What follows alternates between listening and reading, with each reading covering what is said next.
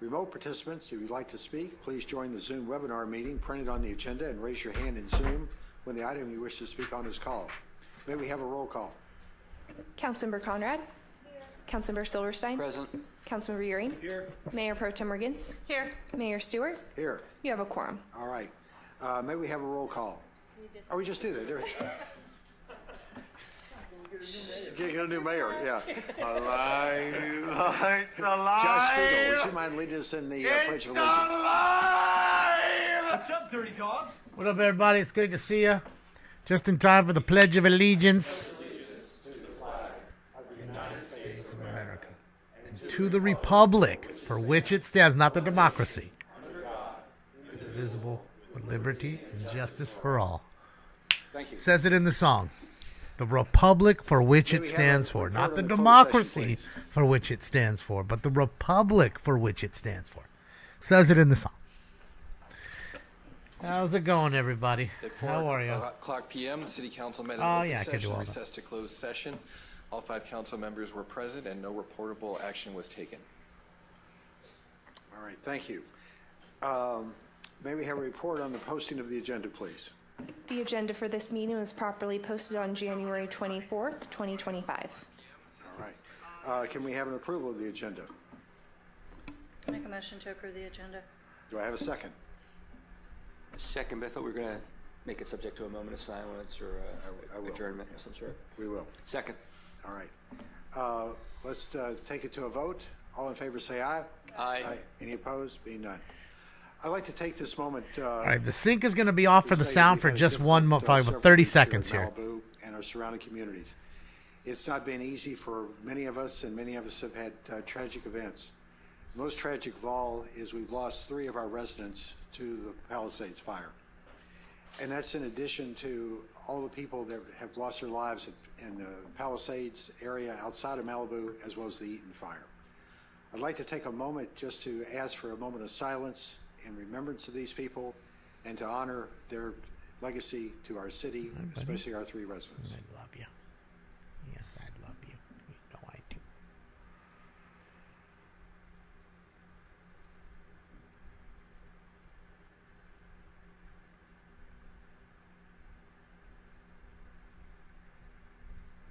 Thank you.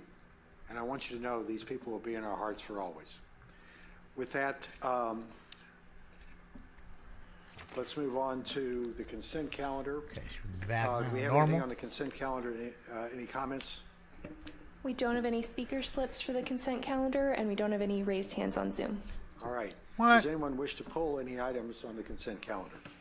I would like to pull item 1B5 and 1B7. All right. Anybody else have anything they'd like to pull? I'd like to pull You're welcome, Amy. 12, please. All right. Can I have a motion to approve the consent calendar, leaving off 1B5, 1B7, and 1B12? So moved. Do I have a second? Second. All right. All in favor say aye. Aye. I think it's more their thought powder. This is approved. Brett. Let's take the first item, 1B5. We have a staff report on that?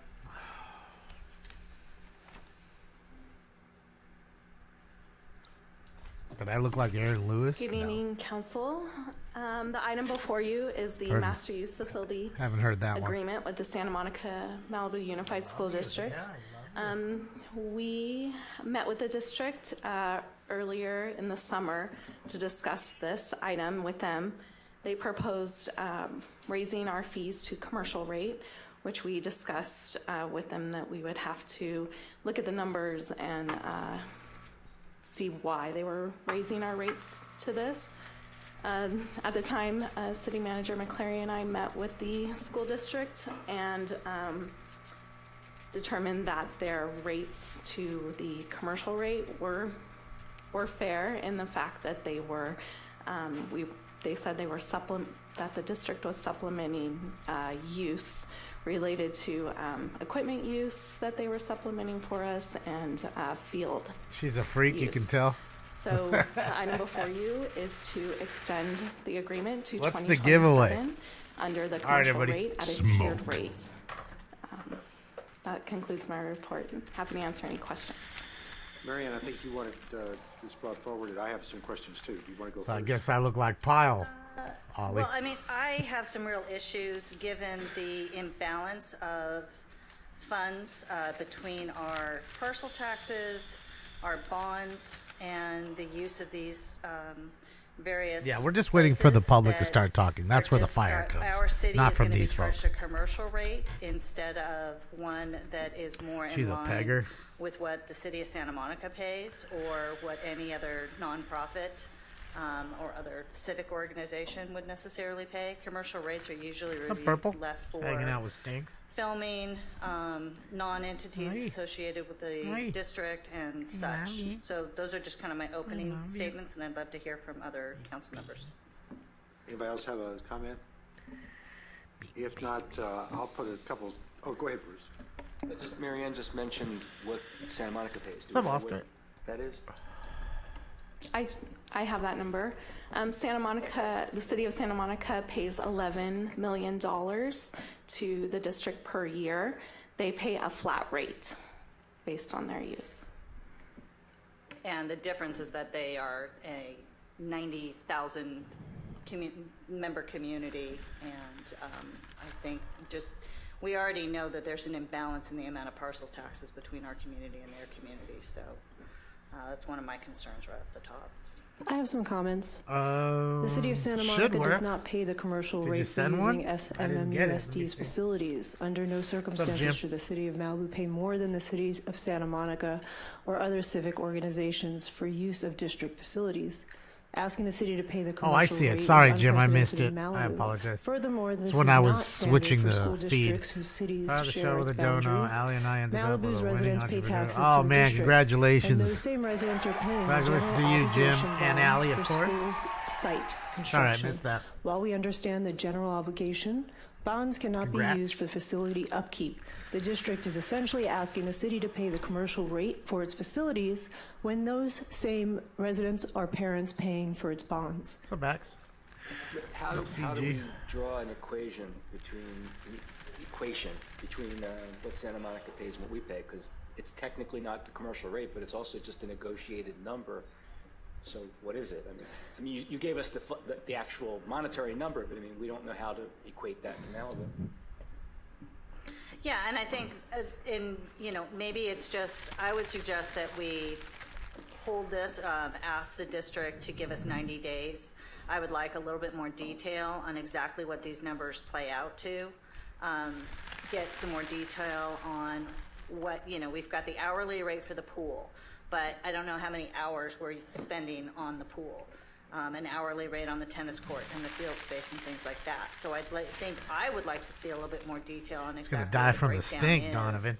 and what Smelly we anticipate feet these and costs to be with regards to those different Must like it though, because he ain't running. fields, pool, everything else. Okay, I'll put my comments in here. First off, I see no reason why we'd be paying commercial rates. This is supposed to be one government agency to another, not for-profit businesses. And to sort of go along with the same comments that were made, CG's whole I can see us intention was to paying for get the people to do incremental what you cost just to did. use these facilities. For instance, the power to run the pool, equipment for extra hours, or to water the lawn or something. But this looks like we're Yeah, I watched we're some of it, subsidizing BJ. or renting the facilities from them. I just didn't want to go As we live. There's stated, no point. These are the same residents who pay Just for start this telling in us bonds what and we so on. already know, kind of thing, you know. I appreciate the effort that's gone into it, but I think it needs to come back for better review. And honestly, I think What's up, the Cosmo? city, the Stinks school already ate. district needs to be here to tell us. That's why he's why asleep they under think my this is foot fair. right now. And I think, candidly, I think we only ought to be paying an incremental cost.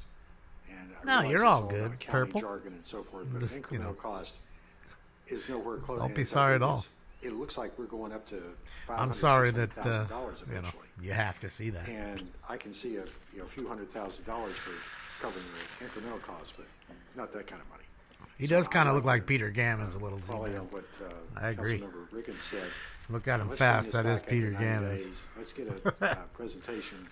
It's almost time for him too. Spring training's right around the corner, man. To try and justify this with Santa Monica. Did it rain today? No. Santa Monica Rain's School all District. gone here.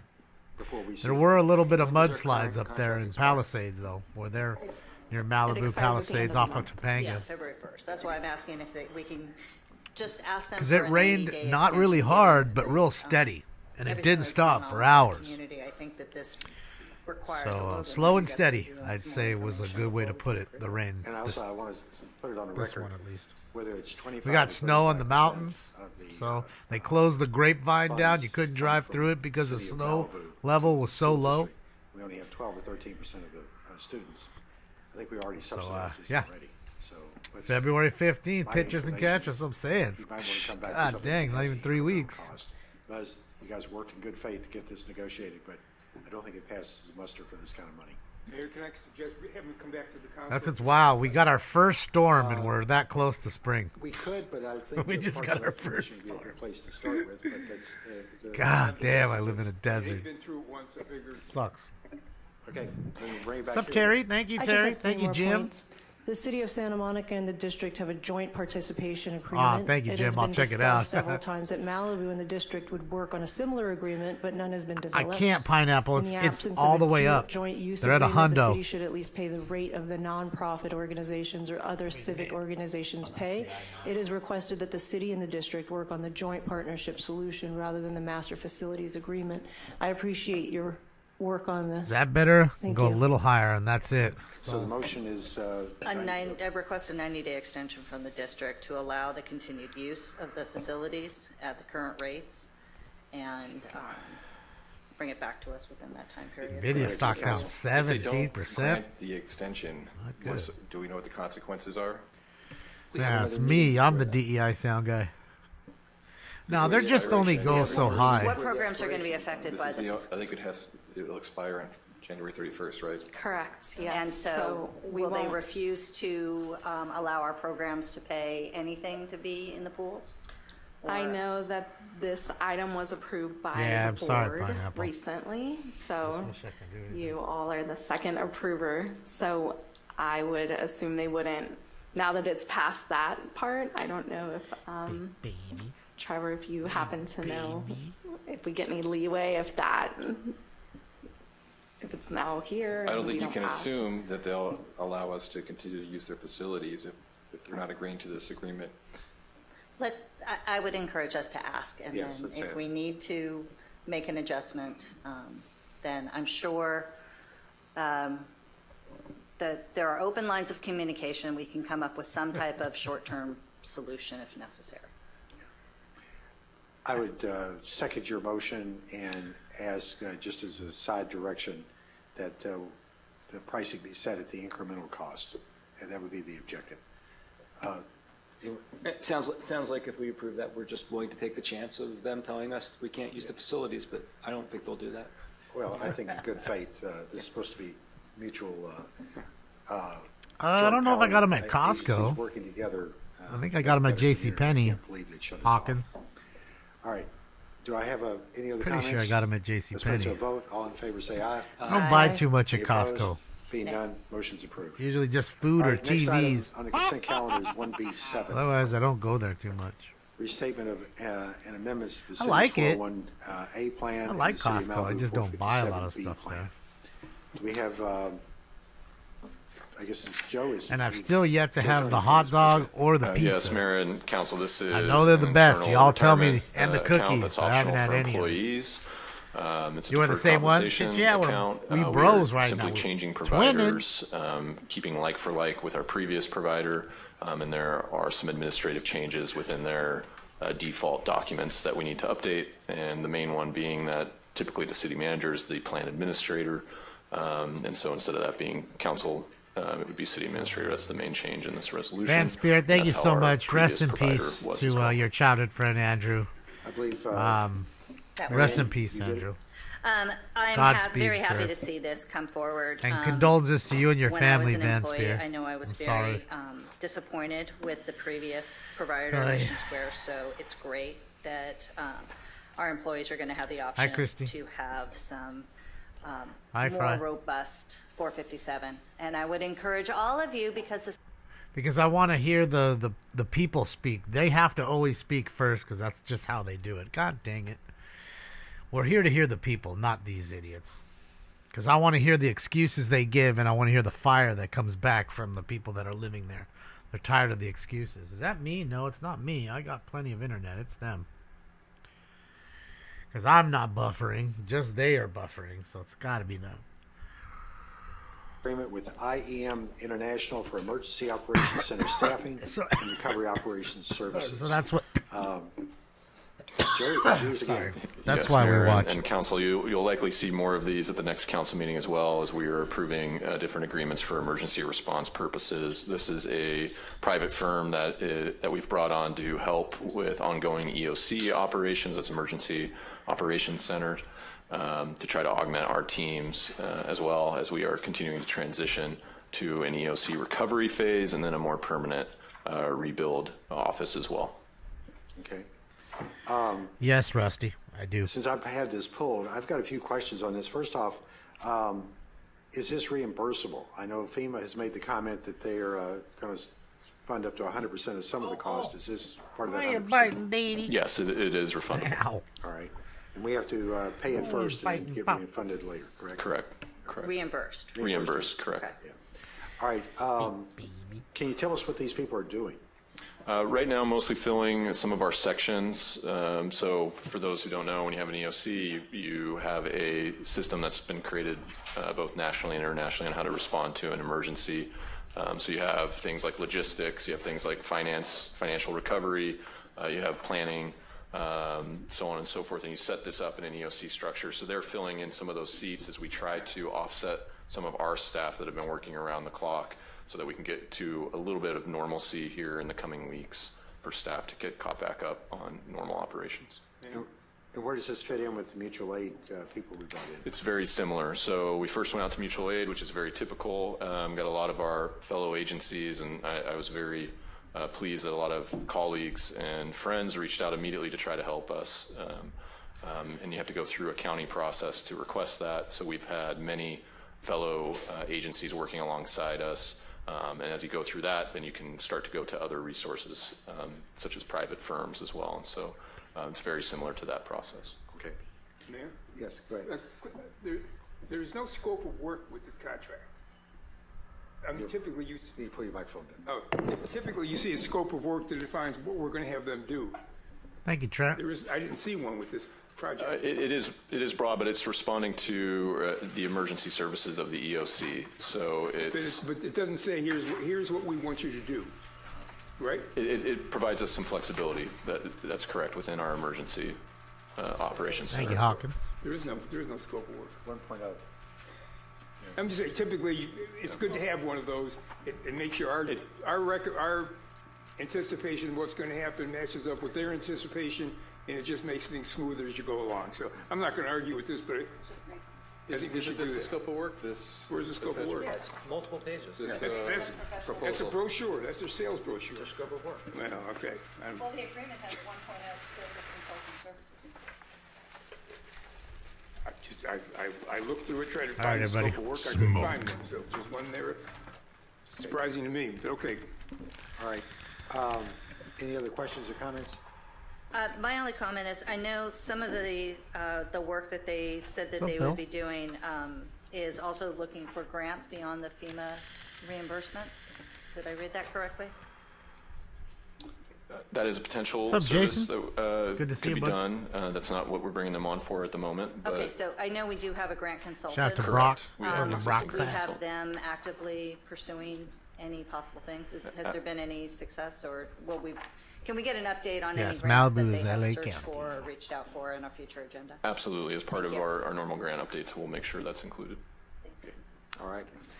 I don't have any other questions. I'm the one that had it pulled, so I'll make a motion to approve. Do I have a second? A second. All right. Any other comments? Being none, let's put it to a vote. All in favor, say aye. Aye. Aye. Any opposed? Being none, motion is approved.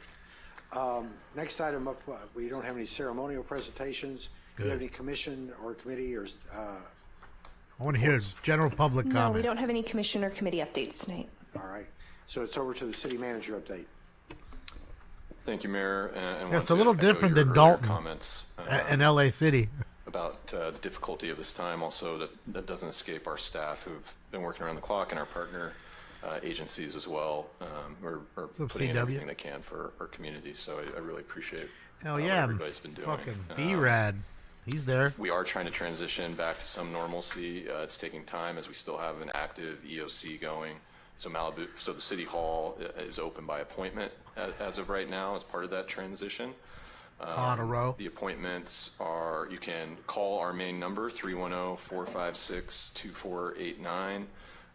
We have this also on our Palisades webpage where you can see all the different entities. If you have general exterior damages related to Broad Fire, Franklin Fire, Palisades Fire, it's extension 390. Or Malibu Recovers at malibucity.org. But then also all of our other departments are available right now for ongoing work.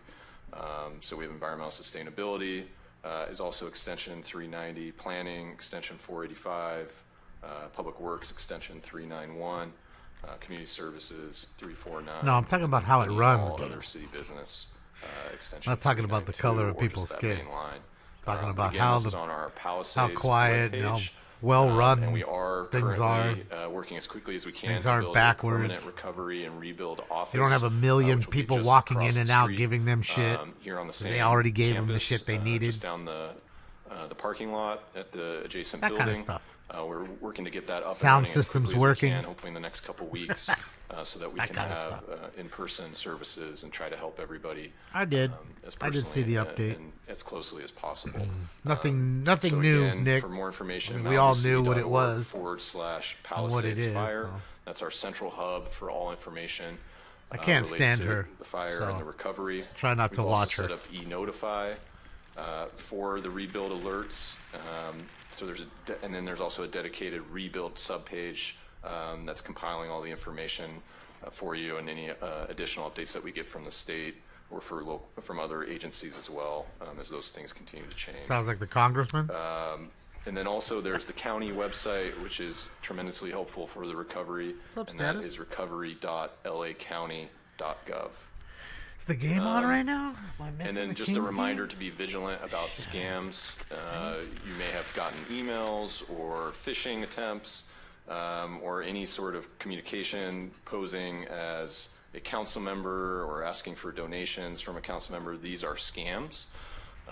People can very quickly impersonate somebody with a fake email address that may appear as if it's coming from a council member, so please be vigilant about that.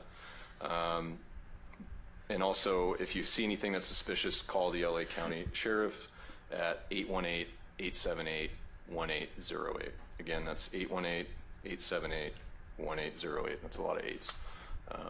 Senator, again, please, reminder to be vigilant. And those are my immediate updates for you, Mayor. Okay. Anybody have any questions? All right, Kings Red Wings. Let's go. Well, before you get to Sergeant Sutherland. 3-2 wings, huh? One of the concerns I think that we've heard in the run-up to the rebuild process is staffing. And just wondering if you could speak to how we're doing on staffing and as we look at this rebuild office, what's the proposal to have people in those seats as well as trying to take care of our current business? That is definitely our biggest challenge. And again, as an organization of only about 100 employees, we're small. And to ramp up to meet the demand is a difficult challenge. We are doing everything we can to bring on as many consultants. So the amazing team over here of department heads have been reaching out and hiring or expanding the consultants that we have. So you'll see a number of additional contracts coming on, similar to the one that was on the consent calendar earlier. Thank you, Matt so Lewis. We're doing everything we can to ramp up and augment our teams. Forgot the game and today. any other places that we can find additional help, we are working on that. And then I will say that we had a ton of positive momentum on recruitments from the HR front before the fires started. Very good. I am hoping we can get right back on track. Obviously, the last couple months makes it difficult to recruit and to remain attractive in the workplace. But we are hopeful that we will be able to keep that positive momentum with all the changes that this council had made with the class and comp study, with our new recruitment software. We still have a lot of interest in the workplace or in the marketplace, so we're hoping to continue to fill those vacancies. And just to share with the council, Joe, Tony, and I had a conversation earlier about let's produce a list of what we think we might need. I'll call it a best wishes list, and what they could use, how much it would cost, what the timing might be, just so we know what the scale of needs are, and be able to give you support for that or some guidance. So as soon as you can get that back to us, appreciate it. Okay. All right. I believe it's up to the sergeant. We haven't seen you in about 6 or 7 weeks. I bet you've got a few things to tell us. Some of us have seen it. Yeah, some of us have seen it all the time, but not in this setting. So normally I come prepared, but it's been a whirlwind. So first I want to express the sorrow from our department, our deputies, to everybody who suffered loss and lost their homes, lost their lives in this event. Our deputies were there when the fire started. We were there throughout it. We'll still be there. Some have been working 16, 18, 20-hour days every single day without a break. We've had hundreds upon hundreds of deputies coming in every single day from all across the county to Malibu, not just the Palisades fire. We've had the Eaton fire. We've had the other fires in Santa Clarita, and our deputies are responding every single day without fail. We were there, we'll still be there, and we're not going anywhere. We're here to help you and serve you as much as we can. We've had about 1,200 missions that we've given out to the deputies since we've started. We've run over 100 humanitarian missions. We're manning checkpoints. We're manning looter suppression missions. We're maintaining high visibility, and we're not leaving you. We'll be there for you. It's been a trying time. We're trying our best. I know sometimes people are anxious to return. The deputies out there are doing the best job that they can. Please have some patience with them. I don't want to bore you with stats or facts, but I'm sad to report we have another fatality in the Palisades fire, specific to the city of Malibu. A resident who was transported the night of the fire to a local hospital succumbed a few days ago to his injuries. I can't give out any more details pending the next of kin notification, but I'm sad to report that. I have something very important for the residents and contractors. Well, Tam, I think he's overwhelmed. That they need to hear. It's been a long 2 weeks for this dude. This is going to be for tomorrow. So let me pull it up and read directly so I don't misspeak. So PCH is still very, very dangerous. There's construction crews throughout the entire area. They're doing infrastructure work, and so PCH is still going to be closed to residents only. So I will read this. Residents, starting tomorrow, they need to come here to Malibu City Hall at the lower parking lot here between 10 a.m. and 5 p.m. to obtain a resident-only pass. Residents need to provide valid ID or proof of residency, i.e. a utility bill or lease agreement showing an address in the affected area. If you're an affected resident and traveling from the LA Santa Monica area to Malibu along PCH, you will not be let onto PCH without the pass. LAPD will honor the pass in their jurisdiction on PCH. The dolphin sticker is not going to be accepted due to the fire only affecting the eastern portion of Malibu. You must obtain a pass. Contractors and essential personnel need to go to the Malibu Lost Hill Sheriff Station between 10 a.m. and 5 p.m. to obtain an essential contractor's pass. Hi, Braden. Contractors and essential personnel need to provide valid ID and bring documentation, i.e. a work invoice or contract from the resident showing that they are serving a resident in the affected areas. We will vet that information with the resident.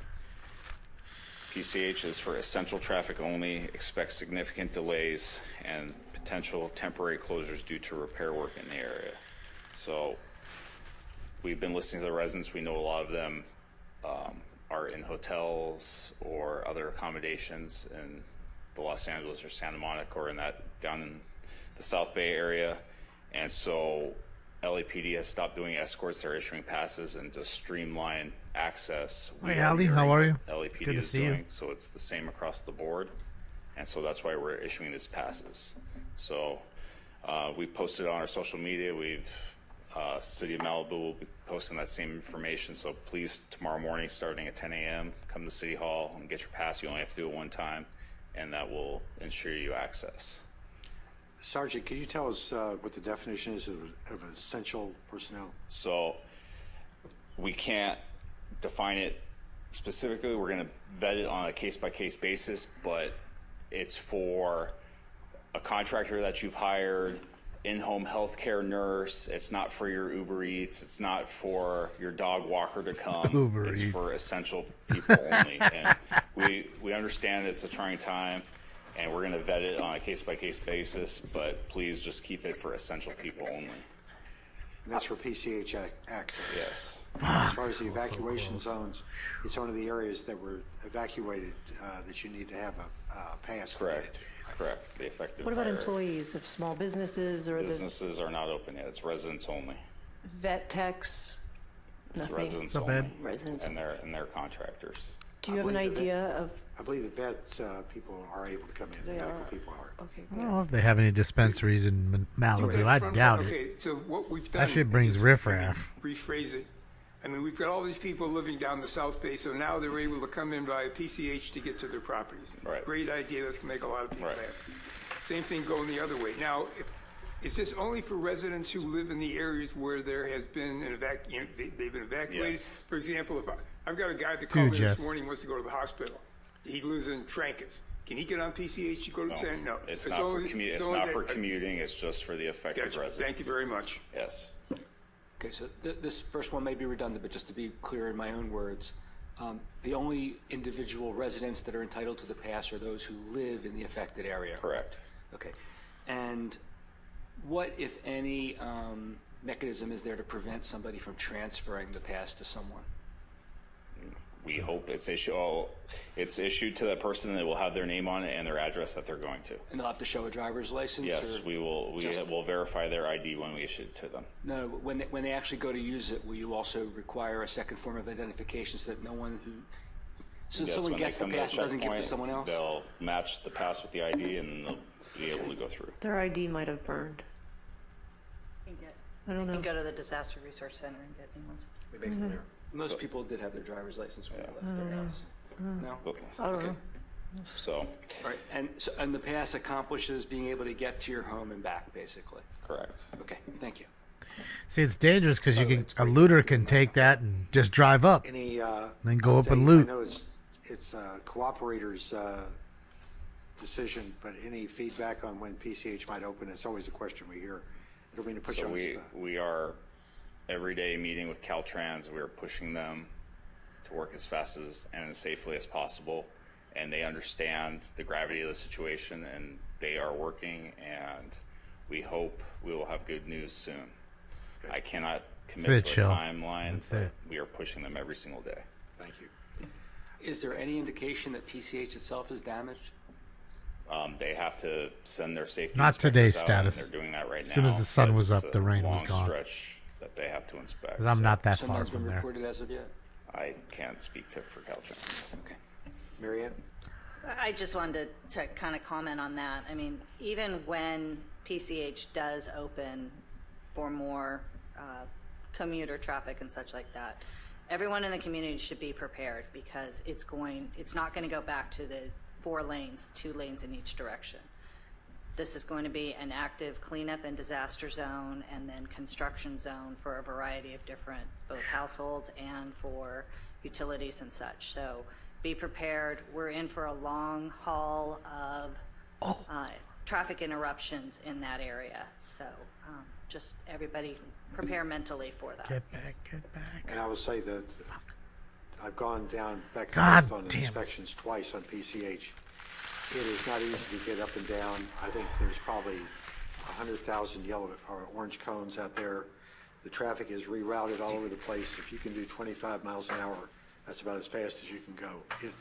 There's a lot of people working there. There's a crooked lane all over the sides. It's not like the road is wide open. It's under a lot of stress right now. All right. I have another question. So once PCH does open, is there a way for law enforcement or some other government agency, if you know, to limit use of PCH to people who have to get from Malibu to wherever else rather than people just passing through? I wish there was a way, but we can't. Can't be part of a We state. can't have checkpoints up checking every single car. Can't be part of a declaration of emergency where people need to have a pass. Unfortunately not. I will say I spent some time last Thursday with the CHP commissioner, and I know CHP has multiple plans, depending on what gets approved, to open PCH, but I don't know how long it's supposed to last. And people are trying to forecast what they're going to be required, but nobody's ready to make a move yet until the road is clear to some degree. I have two questions. Where are the checkpoints going to be for the passes? Like where exactly will you be stationed? The one that we have currently at 22,500 PCH. 22,500 PCH. Yes. Okay. And might not be directed to you, but it would be great to have Caltrans here. Just saying. Good luck. Okay, Sergeant. Sergeant, to me, just one. Thank you very much. They don't do anything I've had timely. the opportunity. I've gone through some of your checkpoints, and I've listened to some under Malibu budget. residents who are very nice, asking your deputy some very stupid questions. And you guys have done. You've been courteous. You've answered them.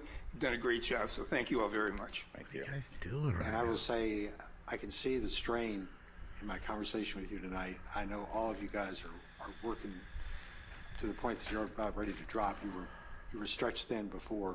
I want to thank the VOPs. I see Mark Russo back there, and all of our other volunteers we have here, the CERT teams and so forth have all done yeoman's work, especially to the deputies, and you guys are the unsung heroes. I know people say, well, I'm going to take a meal to a fire department, some firefighter, but you know what? Firefighters have tents and they get to go to dinner. You got to bring a meal to somebody, bring it to the guys Thank you, at Tons. the checkpoints. You know, the other day they actually brought you guys some tents because it was raining. You're the forgotten first responders quite often, and we think of you often. And thank you. Thank you, Tons. All right. Anybody else? That's it. Thank you very much, Sergeant. Thank you. All right. With that, we're about 15 minutes ahead of our schedule. Very much deserved. About 15 minutes ahead of our schedule. We'll start public comments at 6:30. So we're going to adjourn for just a few minutes. We'll commence again at 6:30. What? Right. Everyone gonna take a piss break? Dang it. All right, so guess we're stuck for a few more minutes, ladies and gents. Is what it is. I can get you something to watch for 15 minutes or less by the time they come back. Now, let's say they said 6:30. Let's see if they're on time with their assessment of time. Or is it like other folks that say 6:30 like in LA and 6:30 becomes 7:12? All right, so let's watch the kiddies having fun here. Even at night, they over here. What was it 8:15 over there in Minnesota? Yeah, it's 8:15. Kids are still having fun. I'm guessing they're off for school. I mean, don't they have school tomorrow? Heavy Flow, thank you so much. Thank you. I appreciate you. My Bud Fund. All right, let's go. Let's go. Yeah, my Kings are losing. 4-2. Red Wings are ahead. I'll probably scoop this one up. Is what it is. Kings are on the road. Yay. The kiddos are right there. Don't you see them? There ain't no adults here. I don't think I've ever seen adults here. I'm telling you, if we look, this is all from 5 years old to 17 or 18. Like nobody over 18. No way. I mean, maybe the guys that are like grooming the grooming the, what do you call it? The lifts and or the jumps, I guess you call them. The half pipes and shit. The guys driving the tractors and shit, or whatever the fuck you call that thing. It's not a Zamboni. A fucking snow groomer. I am too. U.S. Custom. I got it right here. It's unfortunate we're down 4-2 with 8 minutes left. There's still plenty of hockey, man, but you got to get the goal now. They don't seem to be playing well right now. We're not getting out of our zone. We're turning the puck over in our zone. It's not a good thing. Not playing well. No cohesiveness tonight. 50-gram Acer burn up. The size of 500 Disneylands. Oh, what the hell? 50 acres burned up. Saying fire is what you're saying? I mean, shit. There's no joke. Like I say, there's always about 6-7 fires in this state. Always going. At all times. At all times. You just don't hear about those ones. Why? Because they're burning up in the middle of the mountain ranges where nobody was at. Or open fields. Things like that. Where no structures are at and nobody's losing their lives. When it comes to the loss of structure and life, flips the whole script. And that's when it actually gets the news's attention. Otherwise, they'll tell you, yeah, there's a fire. That's that. They've been following all the fires here lately because it became a series of fires versus one big fire like it normally is. So that's the problem. Or that's what the deal is. That's why you may not hear of other fires that are going on currently.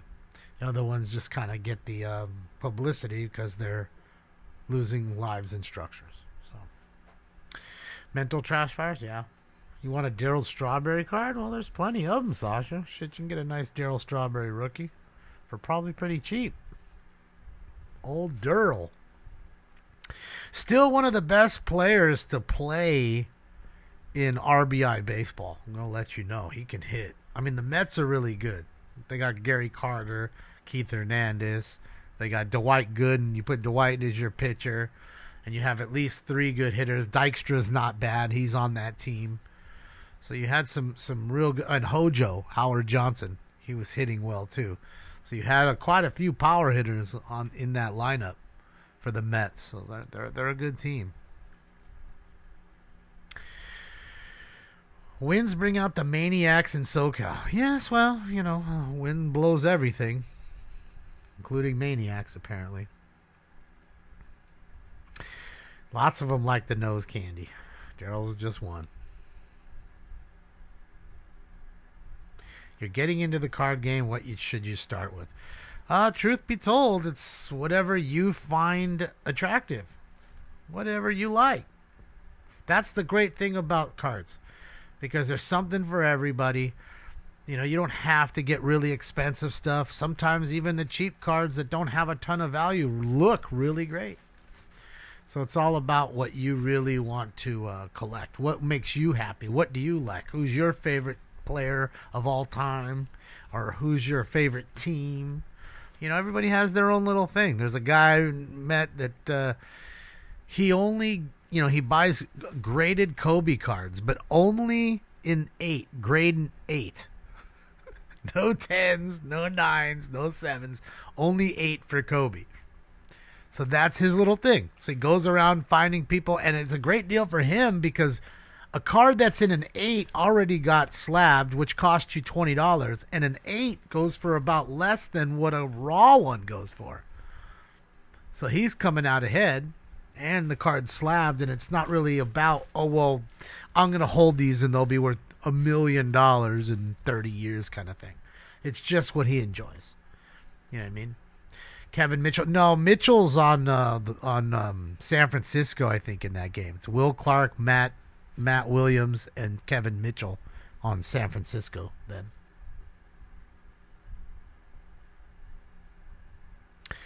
Got like 10,000 cards. Shit, yeah. Phelan, thank you so much for the donu.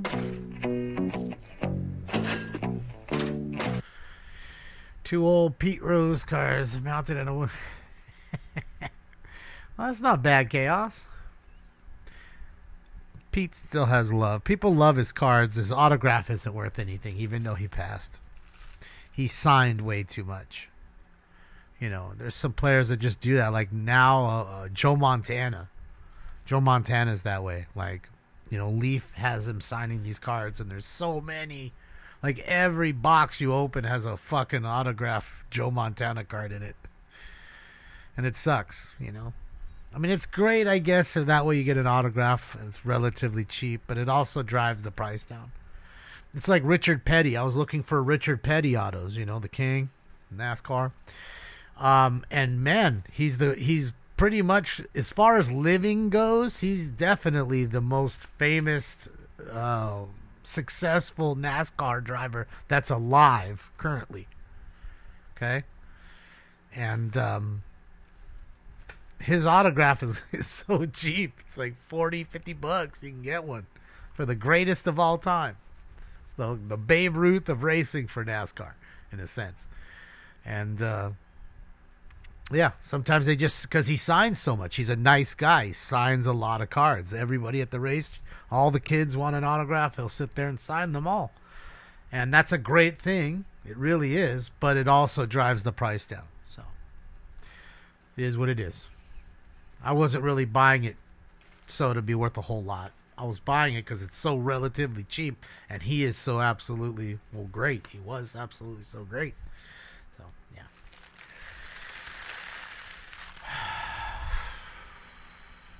7 more minutes. 7 more minutes, guys, and we'll be live. They will be live. Selling vaccines? Oh, yeah, I don't know what he's doing. But yeah, that's what I'm saying, Dirt. It's, you know, but again, I understand that NASCAR is also, as big as it is, it's not that big. You know what I mean? It makes a lot of money. It's got a lot of influence. You know, a lot of major corporations are sponsors in it. But in the gist of things, when it comes down to viewers and fans, you know, I don't think it still scratches, even, can't sniff even NHL's jock in that sense. Uh-oh, did he go down together? Did they slam into each other? Missed it. Yeah, there's nobody in the bar. There's like 4 people in the bar. I already looked. We're almost ready to go anyway. 6. See, there's an adult on the snowmobile. It's the only adults I see here. It's all kids. And I wouldn't even doubt that it's like a 18 and under kind of fucking park. Like, you have to be a kid. Old Dick Trickle. I mean, it's crazy. Some of them were smoking cigarettes. I forget his name. What was it? Dick Trickle? It might have been Dick Trickle who was smoking cigarettes while he was racing. He was in the car. They made him a fucking lighter, and he was literally smoking Marlboros in the fucking car. Like when they were on the fucking pace laps or, you know, caution flag. He'd be in there puffing away. Ain't nobody gonna know any difference with the smoke coming out. They think it's coming from the engine or somewhere else. Oh, man. Too much. Too much. Cale Yarbrough, is that who it was, Cale? I'm sure it was more than one of them doing it, I'm sure. He couldn't have been the only one, but there's videos of him doing it. He's driving around, pulling up old school, big ass fucking push-in metal lighter. You know what I mean? Oh, it's hysterical. He couldn't go 3 hours without a fucking cig. Just cigging it. Just cig fit. I need a cig. I mean, things were different, though. I mean, you could literally go on a plane and just start blazing up on a plane. Nobody gave a shit. You were dealing with the cig smoke, whether you liked it or not. So, yeah. Definitely crazy. Oh, you like the ski lift, you mean? Yeah, it's a crazy ski lift. I mean, it's powerful. It pulls all these kids up, and man, I'm trying to tell you, you'll see how packed it gets sometimes. And right now, it's pretty dead. But there's times I've seen this lift where there was no spaces and it was kids all the way to the top, from the bottom to the top. Pulling probably 50, 60 of them at a time. With ease. See? Creates a log jam. Can only take so long to get back on. Gets crazy. And then you got all the cutters. What did you guys tell me that's called? The cutting? You guys were telling me there's some term for it. I forget it already. I forgot it already. Rope tow? I always thought it was a ski lift. I mean, I guess a ski lift's also the one you sit on. But I figured, what's the difference? It's just, you hold it. You just can't lay back on it. Because then you fall. Rope tow. Tow ropes. Yeah. Bro, look at those kids that are making each other go all fucking crazy up there. To be a kid. See, I like how they just come right in on it. It's perfect. No stopping, just grabbing it. Mitch, this is in Highland Hills, Minnesota. This is live in Minnesota. We watch this place every day. And I'll tell you what, if you look at the jump straight above my finger, it's a big jump. It's kind of dark right there. It's hard to see, but if you keep your eye right there, you'll see some people hitting that thing, and fuck, man. Some big jumps, 4 or 5 feet of air. Flipping like that guy right there. That's a decent one. See, they're just bombing that shit. They're just bombing. Yeah, it looks fun. 2 minutes. 2 more minutes, guys. 2 more minutes. Yeah, a lot of skiers.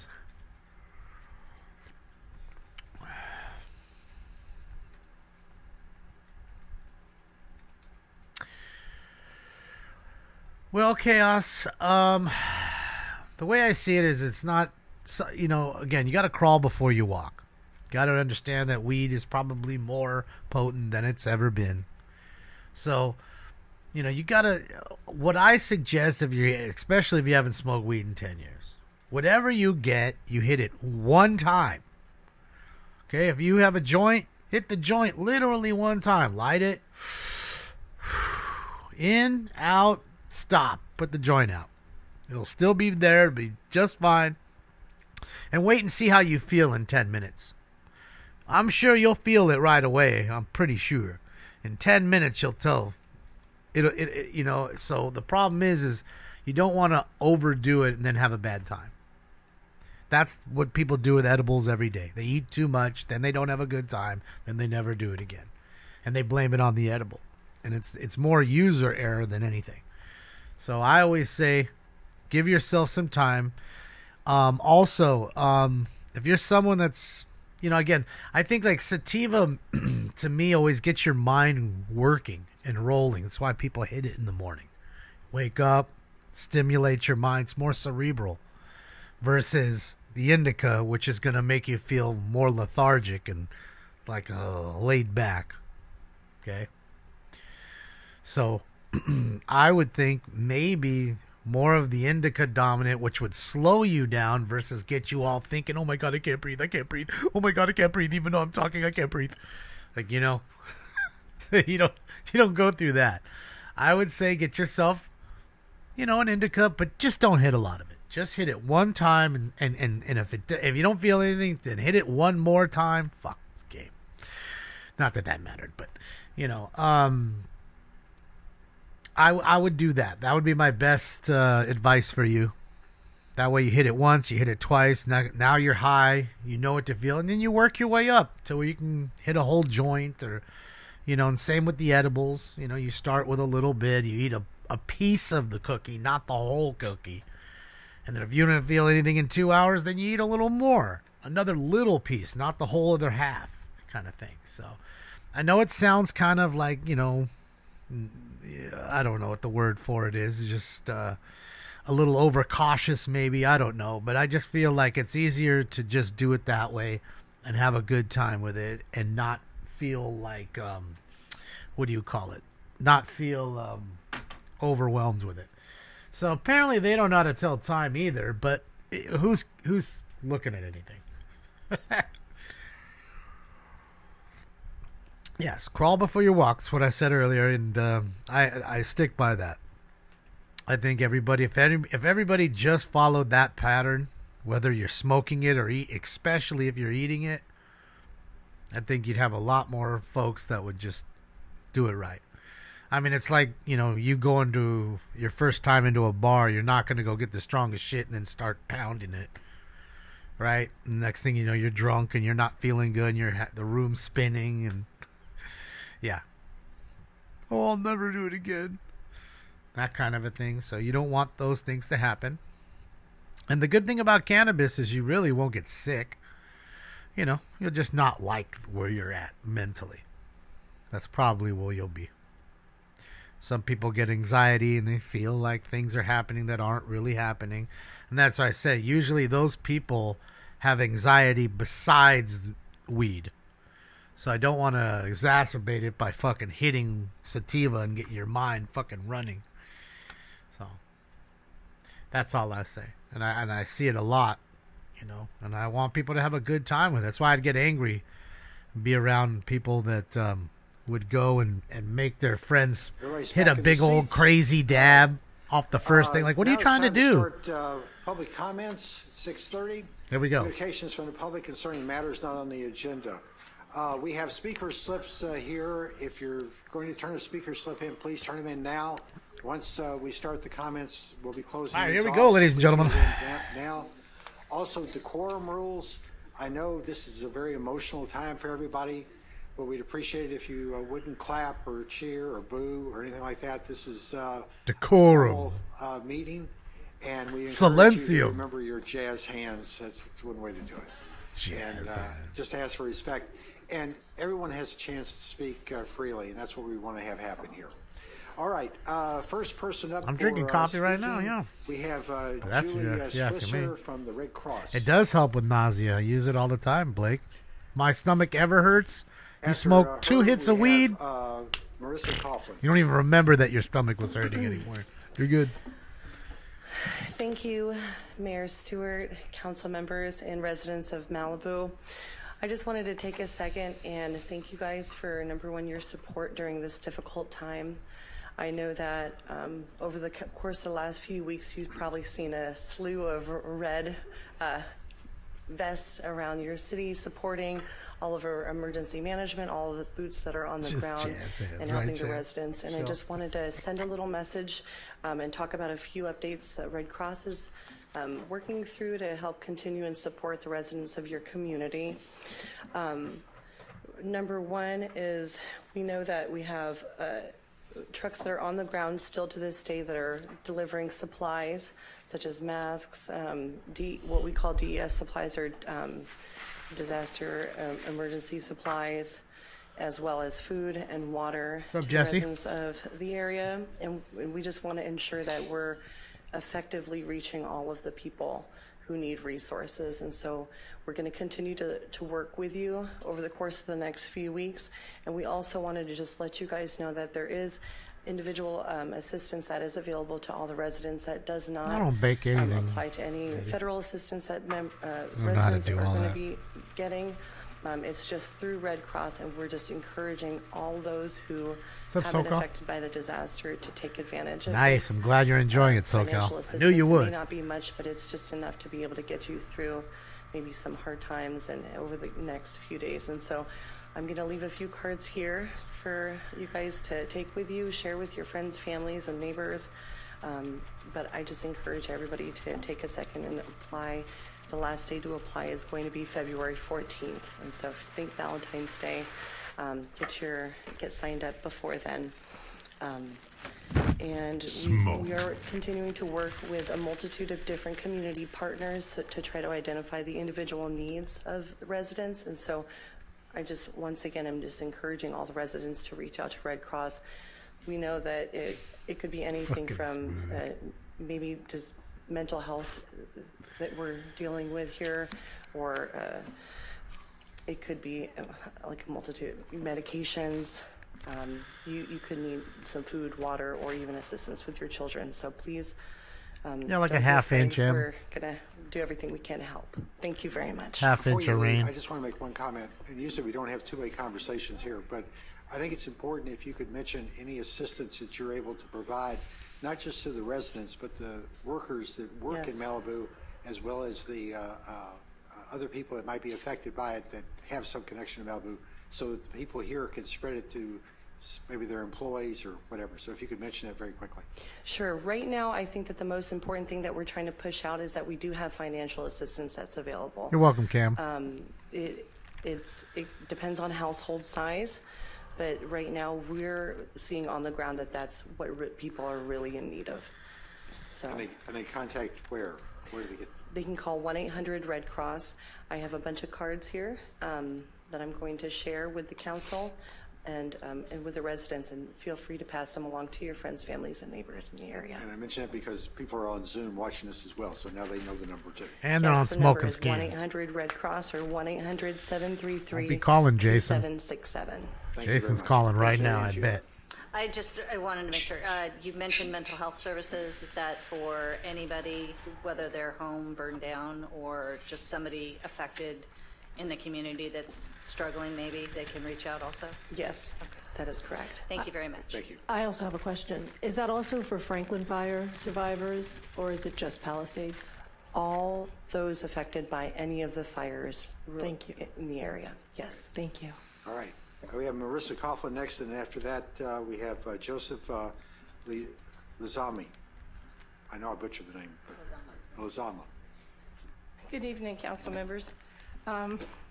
Just as an example, I'm going to talk to you about debris removal and the obstacles between opt-in and opt-out that I think the community should be aware of. This packet right here, this house burned in November on Malibu Road. This is ready to go. If it wasn't for our building official, it would not be ready.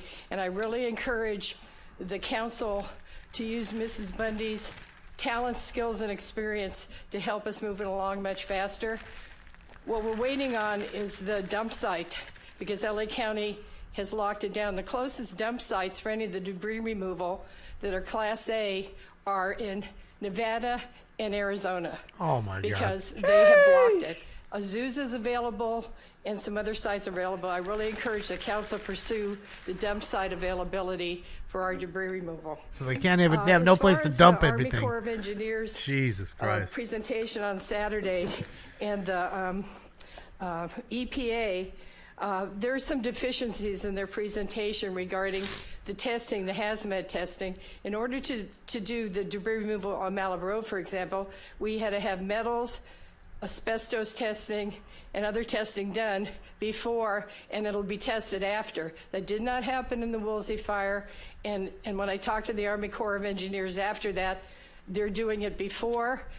The EPA only has one test lab in California, and that's in Richmond. Everything else is across the country. So they're subcontracting out.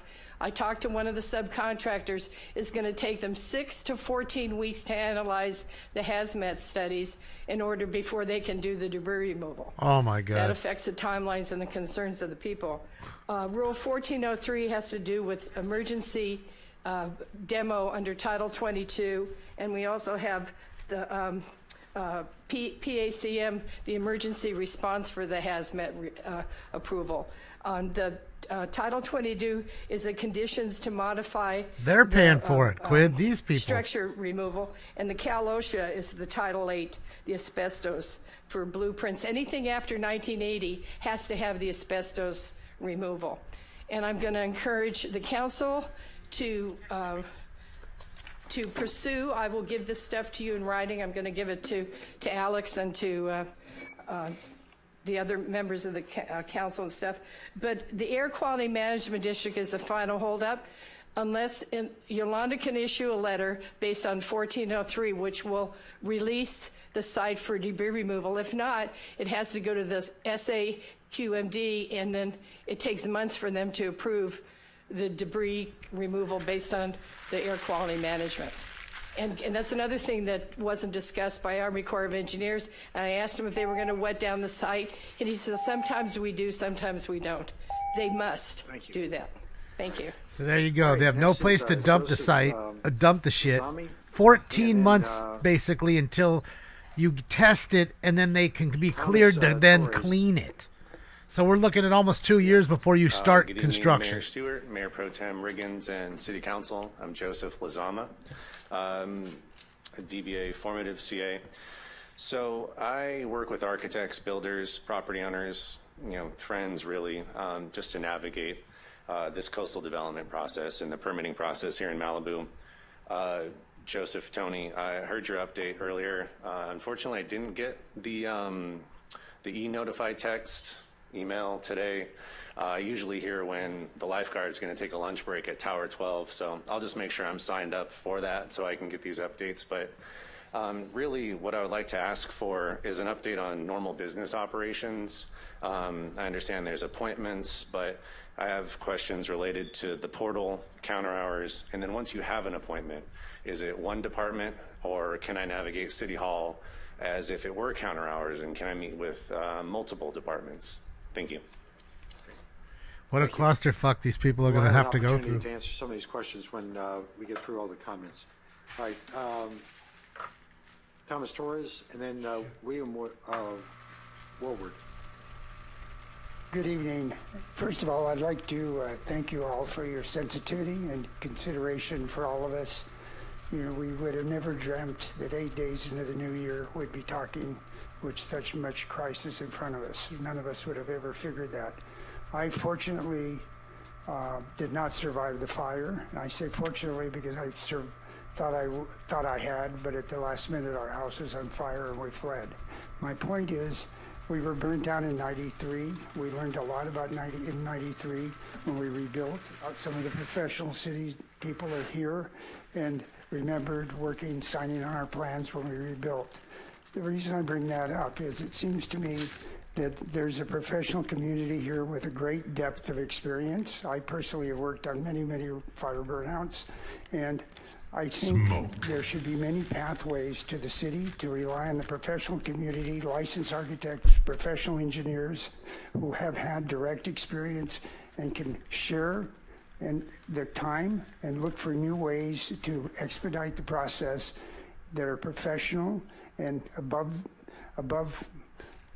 recalling much time. It's interesting that the comment about asbestos was made because in 1977 asbestos was outlawed.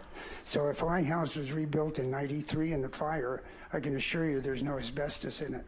So a lot of houses in La Costa are in that boat.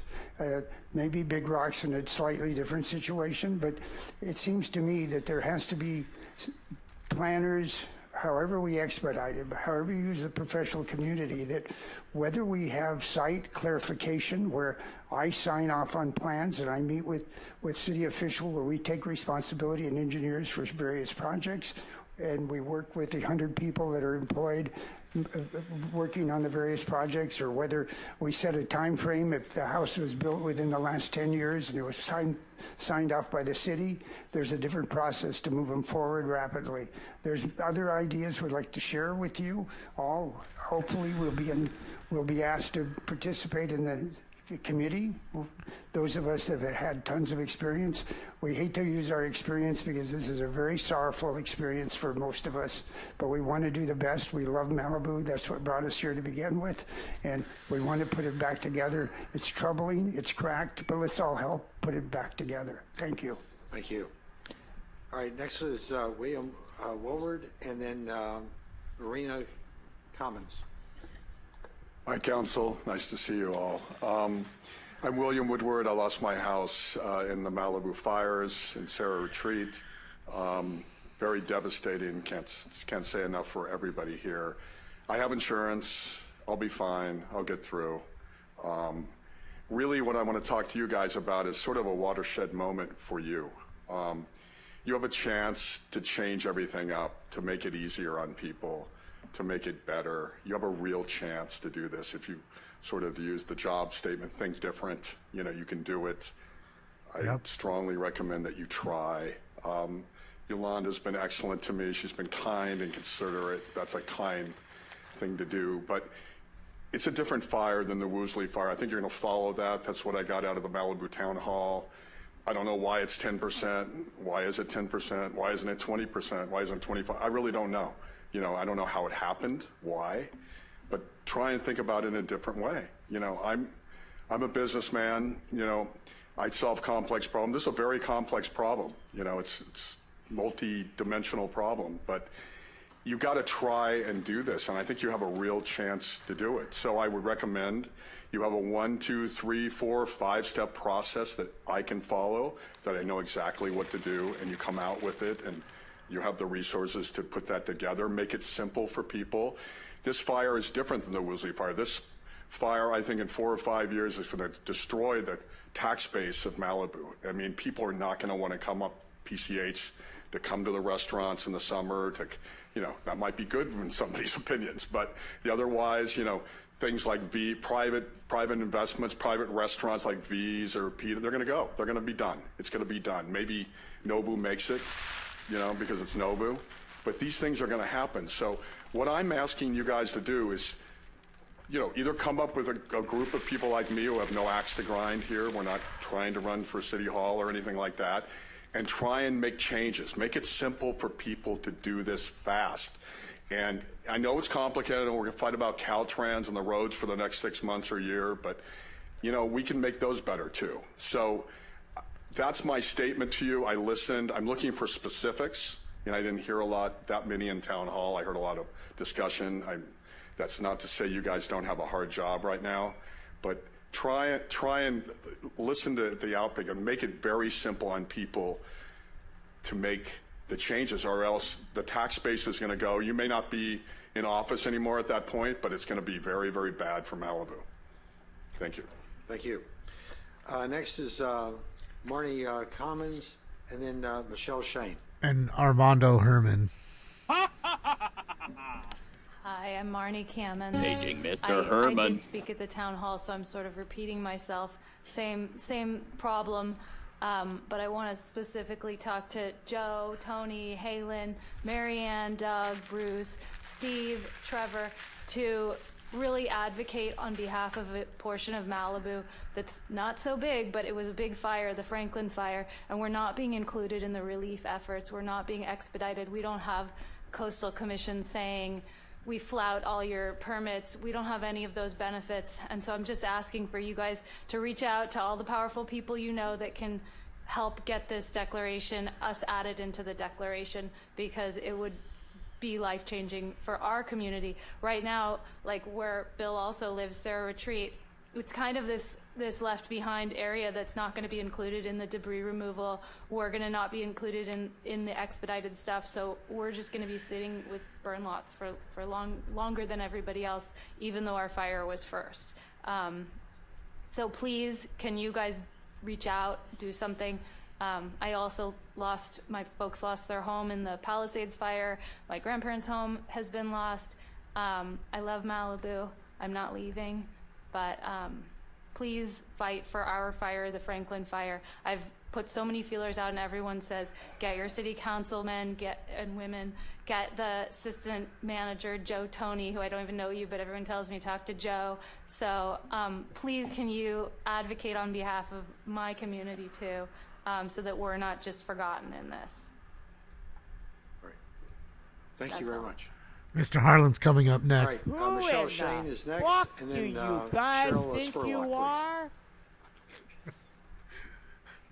Hi, Council. Thank you for your service, especially during this terrible time.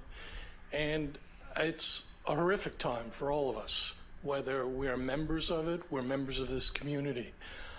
I want to ask and talk about one thing. And as you all know, I'm a very strong advocate for PCH, but there's $460,000 sitting from OTS that the city has not taken part of. It's been sitting there since September. You have the money till October.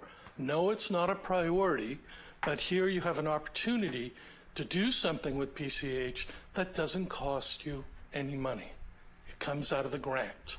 So I only bring it up because I wanted to remind you, during this whole process and during this whole tragedy that we're going through, we will eventually need that. We will be using PCH.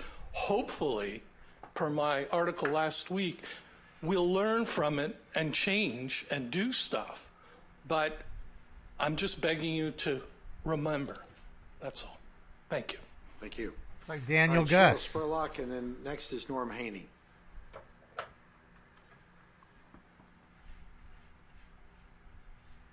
Hello, I'm Cheryl Spurlock. I lived at 20958 Pacific Coast Highway, close to Dukes. I think I'm not probably addressing the right people tonight, but one of the things that came up on Saturday that we're concerned about, and I think some of the other people on our beach are concerned about, is whether or not if we go with the debris removal that the government has offered, whether or not they're going to take our septic tanks out. And I don't know where to ask that question or how to get it answered, but we have a lot of concerns about that because that's a very expensive thing to replace. So if anyone has any suggestions. Funny enough as it is these $20 million homes, I would really like to all on septic tanks. There's no sewer system in Malibu. Haney, and then let Ridgway, please. Good evening, City Council members. I absolutely agree that the All right, fire everybody. rebuilds should jump to the front of the line, and that all the effort here in the city should be focused on getting them rebuilt. However, there's a group of Get it, Eater. facilities that are just as important, and those are the facilities that are necessary to protect the existing homes. If somebody comes before you with a request for a water tank and a fire hydrant to protect their existing home, which is vulnerable, that should also be moved forward to the top of the list in terms of what the city planning department looks at and considers. Whether it's a water tank, a firewall, removal of vegetation within fuel modifications, zones A, B, and C, they should be approved as quickly as possible so that we don't have another house burning to the ground. If you build a 20,000 gallon water tank and have a fire hydrant adjacent to it, and your neighbor's house catches on fire, and there's no water in the municipal tanks, and as we saw on Saturday, they admitted there was no way in the world that they would have enough water to fight more than 3 or 4 house fires at a time. So, my request is that people that are requesting modifications to the existing house that they have or houses that are under construction, they should also be part of what is considered a necessity to look at and approve as quickly as possible. I agree. Thank you very much for your time and your service. And everybody should be required to have a pool pump that has a pool that lives up there. And then, with the hose. It's a $1,500 apparatus. Hi, I'm Alette Ridgway. I'm here to represent Malibu Seafood and really just all the restaurants and businesses in Malibu. This has just been a really tough time for the restaurants in Malibu. We've been in Malibu since 1971, so over 50 years, and this has been the worst that we've ever seen. This has been worse than all of the other fires and floods that we've seen. This has been worse than COVID. And we're just really looking for some transparency, some answers, really about PCH being reopened. I know nobody really knows that yet, but we're really looking to have answers for our employees because, we feel very responsible for them. We don't want to have to lay people off. We want to be able to pay them their full salary. We feel we've been employing these people for over 20 years. We employ their kids. And so, if there's any sort of government assistance that restaurants can get, we've heard about everything for residents, but if there's anything that businesses can apply to, like there was during COVID. So this has been worse than COVID for us because at least we could get money and loans and grants that could pay employees, that could pay the rent. So if you guys know anything about that, if you could reach out for that, that would be really great. Thank you. Should go back to 435. Thank you for your help feeding the firefighters. Weren't you Yellow Belly? You Isn't guys that did a great Yellow job. Belly? Thank you. all right, Dina Moore, and then Tanya Verono. Hello, I'm Dina Moore. I'm a little bit of a nervous public speaker, so I wrote everything down. My husband Mike and I have been Malibu residents for 28 years. I'm also a private practice physical therapist who sees clients here in Malibu in the Palisades. We raised our 3 kids, Sierra, Logan, and Liam here. In fact, Bill coached Sierra. I don't think I've seen him in about 20 years. Sorry you lost your home, but good to see you. Sierra and Logan are now active duty Marines. Liam is a coach at Malibu High. My husband, Mike, was preparing to deploy to Iraq as a civilian contractor when Woolsey hit in November of 2018. And like many, we lost everything. Back then, we were told by our state and local government that the rebuild process would be expedited. When my husband left for Iraq, he had full confidence in me, our builder, and the local government to get our permits quickly to rebuild. We did get those initial permits in October of 2020. However, since then, we have been battling the bureaucratic nightmare of California Coastal Commission, ESHAs, and our local government to break ground on our rebuild. It's now been 6 years, 2 months, and 18 days since Woolsey and now Broad, Franklin, and Palisades fire has hit, and we're hearing the same verbiage about expedited rebuilding for our neighbors and now our fellow fire victims. I appreciate the executive orders to expedite rebuilding for Broad, Franklin, or actually I think it's just for Palisades, right? I'm still trying to figure out who. That's what the lady was just saying before you. Yes. Only for the Palisades. What about those of us still stuck in the red tape of rebuilding from Woolsey? According to the Malibu Rebuilds website statistics, only 184 out of the 488 destroyed homes have been rebuilt. That's only 37% of homes, so 63% not rebuilt. From a fire 4 years ago. 113, including ours, are under construction. But ours is actually still stuck in planning and replanning because we have to keep submitting. So I represent those 25 to 30% still stuck in planning or construction. And so I ask of you to finally stand by your words and support and allow Woolsey fire victims to cut through red tape to rebuild under the emergency executive orders. Thank you for your time. She's talking about the Woolsey fire. That happened 4 fucking years ago. My friend lost his whole house then. Okay? That's how long ago. She's still talking about that. She still can't get her her house built. So imagine these people. Questions. My name is Tania Verruno. I live in Las Flores Beach for 43 Oh, 6 years ago. Sorry, 6 years ago now. And our house survived. And I even feel bad asking these questions because our friends and neighbors and residents of Malibu lost their homes.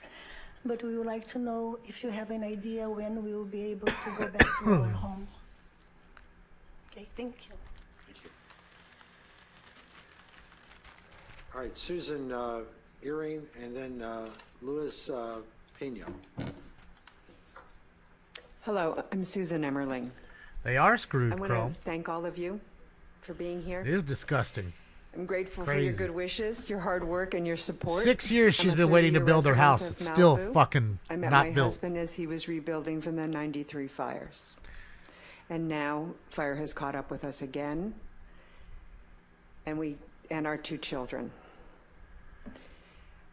I'm going to salute the work of the sheriff who I think is left, that it is true that the most important resource we have is our lives. Because it's not a back and forth pineapple. The most important resource you is our do time. your statements. That's Because it. if you can think, there are so many who are now on their second fire 30 years later. Our time is precious.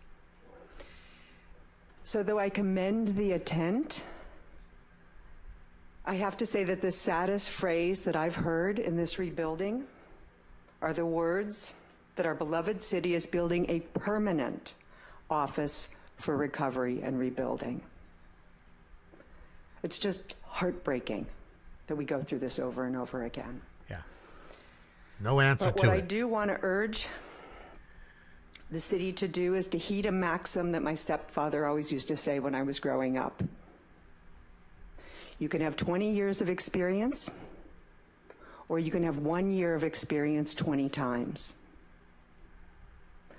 There are a lot of professionals in this city. There are a lot of residents in this city who have more than a lifetime's worth of experience and professionalism in dealing with rebuilding and recovering. I really urge all of you to rely on these professionals. They know our communities, They know our codes, they know our regulations, they know what they're subject to when we rebuild, and they want to do it because they love this place and they love its residents. And many of them are now here appealing. So in this spirit, I encourage you to design a process, not just repeat one that's existed, but really design a process that draws on the experience of these seasoned professionals. Learn from them as they learn from you. Work with them as they work with you. And what I'd like to say is, you know, as you bring in new staff to work it with seasoned existing staff, you consider things like beneficial silos, where you ask people to be experts, whether it's in small lot subdivisions, you know, small subdivision lots or beachfront lots. Let them become experts and own that part of the process so they can go faster. So that not everybody, particularly people, new people, are being asked to be experts in everything. I know I'm over. Time. Notice? Time. We're all desperate to get our lives back together, and we need to rebuild as if the life of our community depends on it, because it does. Thank you. I love it. It's got a stoplight on there and everything, red, yellow, green. Then Jefferson Wagner. Dear Mayor and council members, green goes. We stand out here for the record. So this time I wasn't evacuated, but I'm here and trying to give my 2 cents. I think that what people really need now is certainty and clear timelines in the best degree that they can. We're lucky that we are now experts almost in rebuilding, so let's learn from the mistakes from before. I'm gonna try to, after 5 hours on Saturday, 3 hours yesterday, and then today, I'm gonna try to give you my point of view, and I'm gonna save some notes for the item 7A regarding development.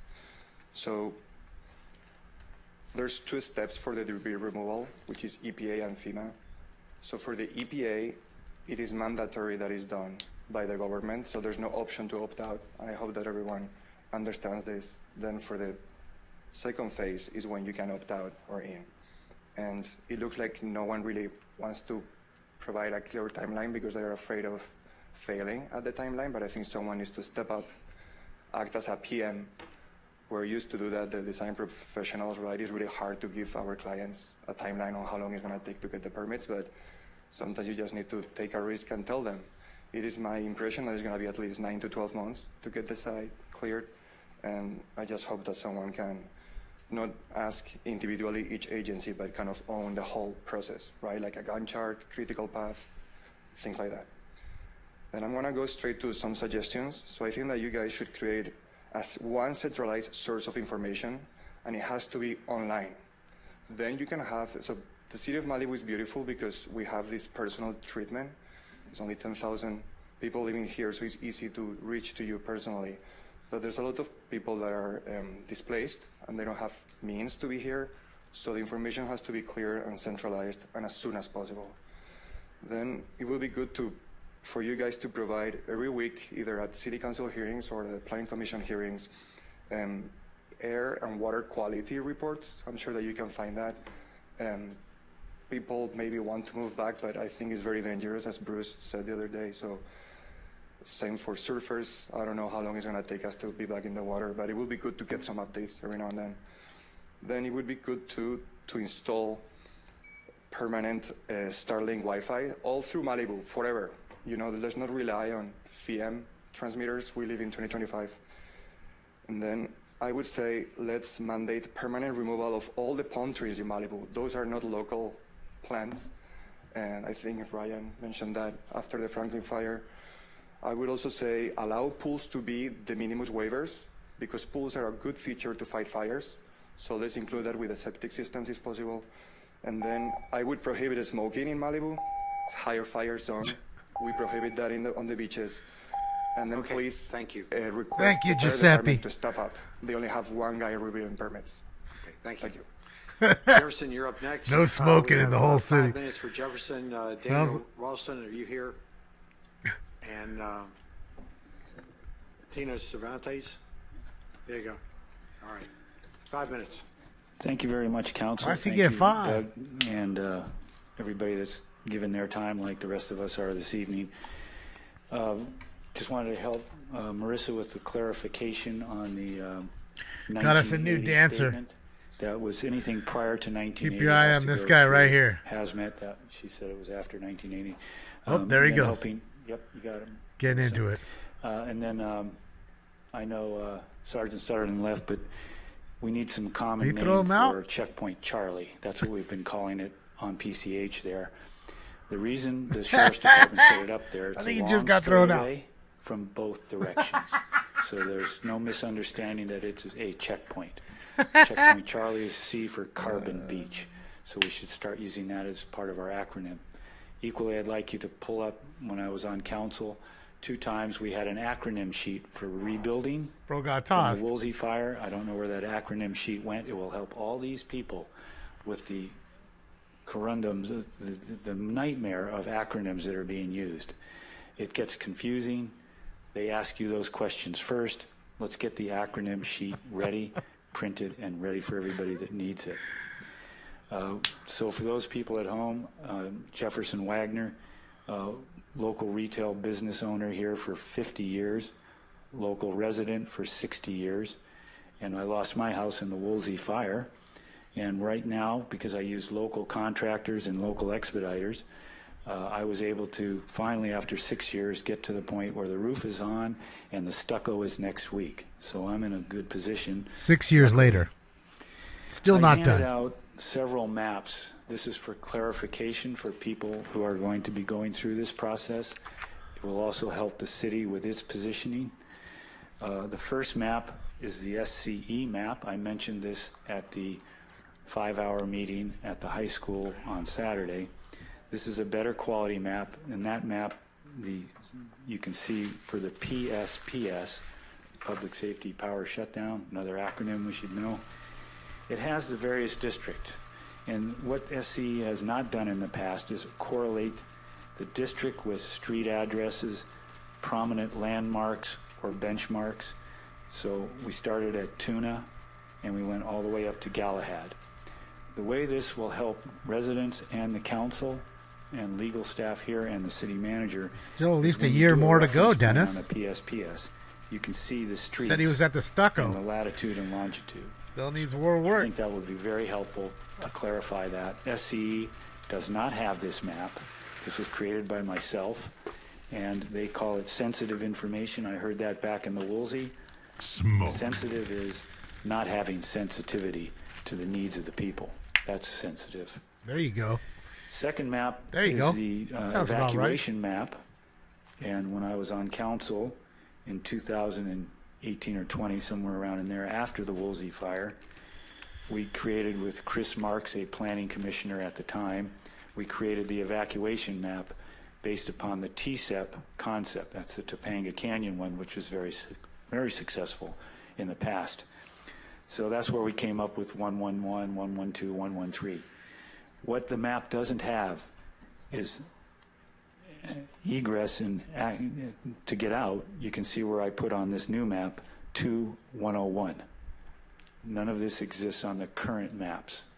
So for people from out of the area, first responders as well, who may not have this on their NOC maps, that's the one that the county issues at the end of each canyon, this map needs to be posted so that people go to the map, go online and say, oh, that's an exit to the 101. This is a PCH access in my area that I understand. So those are a couple of the things that need to be added to the map that currently exists for evacuation. That will immensely help you out, especially when first responders from far away as Walla Walla, Washington, San Antonio, Texas, have come here. They don't have anything like this. It doesn't exist. So please help the first responders. And then the last statement, I think I still have 30 seconds. Second responders. You'll have to deal with the second responders. Second responders are Southern California Edison, Southern California Gas, District Waterworks 29, and Department of Public Works. Those are your second responders. Included in the second responders should be the doctors and nurses that are registered that are going to go through the process at Lost Hills. You need to get those second responders in. You need to create a list of second responders. Thank you very much, Council. Scott, it just depends. Next person is it's Howard definitely Rusty, worth something. and then Scott Dietrich. Depends on which ones and what condition they're in. It's like any other card. Please remember jazz hands. Remember jazz hands. I'm watching jazz hands over here. It's you. I swear this chick right here with the bowl cut is Marcy from fucking Married with Children. Thank you guys for doing what you're doing. It's Herculean. I've been talking to a lot of people in Sacramento, DC, Palisades, to see what the easiest way for us to get people back in their homes in a couple of years. And it seems that Steve Soboroff came up with the magic secret sauce. They're coming up with a program that takes a select number of architects and gives them the power to do everything, to design your house, get all your consultants, and issue your permit. I said that right, issue your permit. There are in Malibu, I don't know, somewhere between 750 and who knows the number. That's 15% of the homes in Malibu and 50% more than Woolsey. We owe it to these people to do a better job than Woolsey and to do a better job than anyone else. We're Malibu. We have the same celebrities. We have the same financial status. We need to figure out how to get a Zoom meeting with the president and the governor, Caltrans, etc., and get him to say to them, do this. It means something. He can take something away that they really want. And Caltrans responds. And everyone responds. He put Rick Grinnell in charge of the federal money. That means he knows where it's going. The guy's his best friend, and he was the ambassador to Germany. He's a smart guy.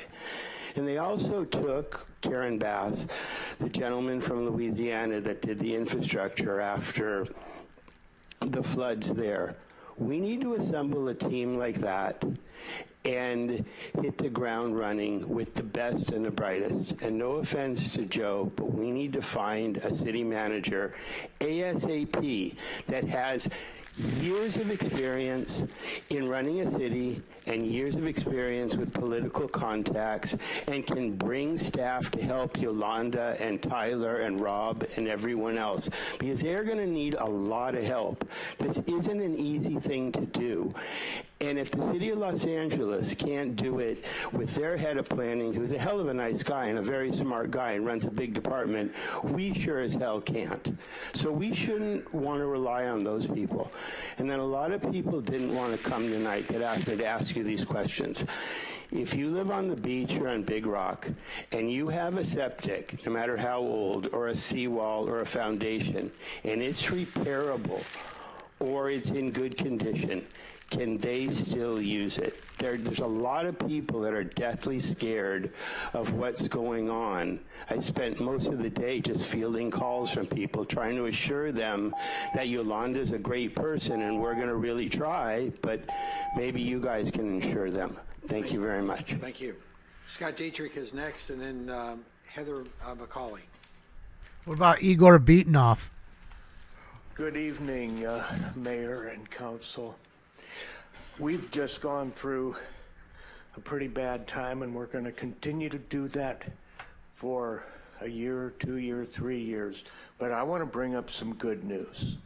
First of all, 3 of you went through Woolsey on the council, so you've got experience. Secondly, we got a president that wants to kick butt. He says, start tomorrow.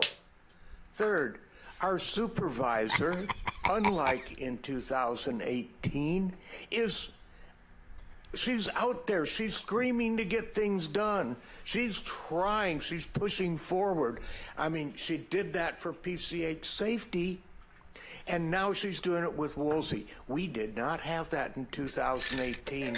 If everybody remembers, in 2018, the sheriff was threatening to arrest people who were trying to bring in food and gasoline at Paradise Cove. Well, since the fire, the next morning, I've been throughout Malibu and even into the Palisades, photographing for Malibu Times and writing for the Wall Street Journal. When I come across deputies and LAPD and the National Guard, they've been amazingly polite and kind. That was not true, NCHP. That was not true in 2018. There's something that changed. We now have this huge task in front of us, and we know a lot of it just is dependent on what outside agencies doing, but at least our leaders seem to want to help. And I just pray that we can get this done, and it doesn't take a year or 18 months. So thank you for all your work. It's going to be tough, but we can do it. Thanks. Thank you. Heather McNally, I believe, and then Bill Rhodes. Billy Michaels. Rhodes. Heather Michaels. Come on, Billy. Heather here? Come on, Billy. Billy, get your ass down here. Come on, Billy, get out here. Just gotta, It's your turn, Bill. Come on down. Real well. Next time, get the names real well. It's hard to read them sometimes. All right, Bill Rhodes. Yes. Good to see you all, and thank you so much. There's so much that everybody's facing, and it's quite exhausting. Can you put your microphone down so we I'm heard? sorry. Thank you. Can you hear me? Yes. Okay. So many great points were brought up. The rebuild it's going to be lengthy. I know there's a lot of projections, but I think what would be really helpful is,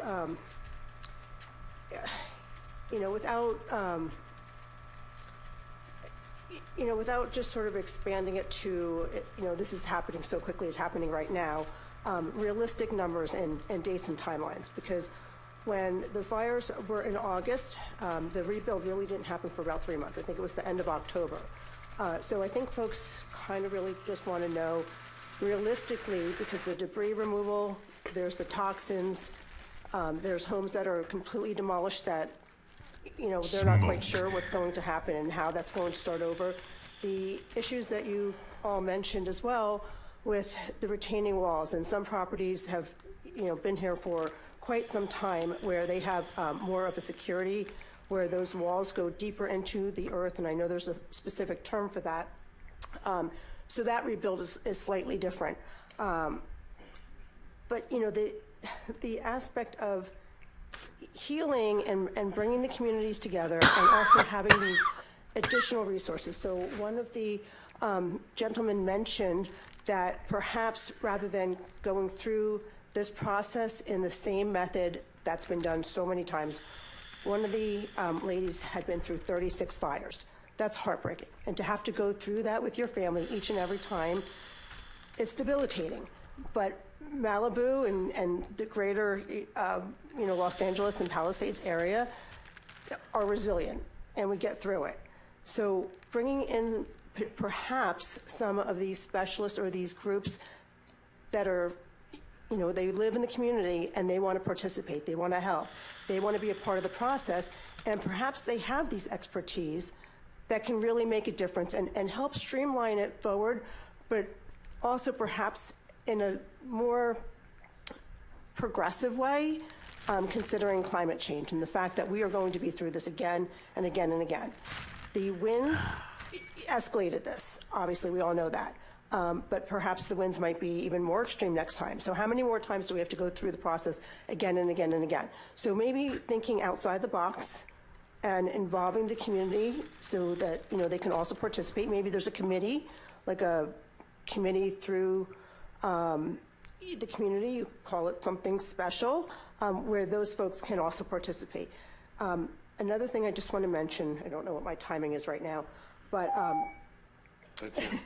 Can I just say one last thing? Okay, so there's been so many animals and pets that have also been affected, family members, pets. We set up a triage center to help. Thank you very much. Thank you. Okay, We so- don't care anymore. I'll Yeah. add that in later then. Yeah, yeah. All right. Thank you so much, everybody. All right, next, Bill Rhodes, and then Skylar Peak. And Skylar, Yeah, they you- actually listen, and you notice they're all sitting at their table. They're not eating. Rhodes, This and is not I've LA got City a lot of Council. questions from Council. lots of the burnout victims. One is any timeline for the EPA when they're getting to the different neighborhoods. How many can they do in a day? For example, they're going to start in Big Rock in 4 to 6 weeks. When they finish in 4 weeks after that, just time frames to know where they stand. On phase one, that's the phase one part. Moving on to phase two, sign up starts tomorrow, as everyone may know or may not, at recovery.lacounty.gov. First in, first done is what the colonel said. If you opt in No T-Dog. and it drags out, can you opt out? There's concern over the 6 inches of soil being removed due to erosion issues because we are going into the rainy season, and you saw what happened with this first rain right now. If the Corps of Engineers removes the 6 inches, are they also going to protect the bare land? And I can't convey enough for them to save, if at all possible, the foundations. And before removing them, allow the owners a chance to have their own independent structural engineer to confirm or object to the findings. The foundation is the single most important item to preserve for both time and money to get them rebuilding again. In the opt-out, we need an approved contractors list, and do we know an average cost of what it costs to opt out? I've heard 30 to 40,000. It depends on site specific, of course, but a rough average so that people know that if they don't opt in and they think they're going to do an easy cleanup, it's not necessarily that easy. As Doug had said, the foundations are unbelievably expensive to remove if in fact it must be removed. As I mentioned at the last meeting, if part of the foundation is damaged, Toxic we would love 74. to be able to put back in place All the stuff in the house melted to what into the has lasted soil. for 50 years rather than having to go through the soils. So many are afraid that they will be forced to sell their lots if they can't rebuild within a reasonable time. By the time the rental insurance runs out in a year, they then are coupled with the house payments that they're still making on the property, plus the rental. I had a gentleman come up and he said, it's my dream to have my Malibu house, and it's gone. It will be taken away because I can't afford it if it runs 2 or 3 years before I can rebuild. And I had another gentleman that asked, he goes, worst scenario, would I be allowed to put an RV on the property? All right. Thank you, Bill. All right. Skylar Peak, please. No, because And they don't then, want you Joe to have Drummond. RVs and it looks I like will a mention trailer that, park these last home. three are late. We They appreciate won't it. have We do that. these at the start of the session. Yeah. Living here is a ticking time bomb. for Skylar here. people. All right, let's go to Joe Drummond then. Skylar left? Okay. He didn't like my comment about his handwriting. All right. You have 4 minutes. You've got Some hearts. Eric Widmar here, right? Is Eric here? Yeah, there you are. Thank you. Thank you. Thank you for being here for us. In 2013, you know, I bought my home in Big Rock. It was our dream home, and since moving in, we've had many people, neighbors, my children's friends at our house, and it was a hub of activity. Everyone was there. And they even had a New Year's Eve party, my kids, just before we left. We left for India on January 1st, and we got back last Tuesday, and to nothing, no belongings. Our home is burned down. My husband is a member of the community brigade, and from 9,000 miles away when we heard, he immediately sprang into action. When my son was at the house, he got the evacuation order, and he tried to FaceTime us, but it was the middle of the night.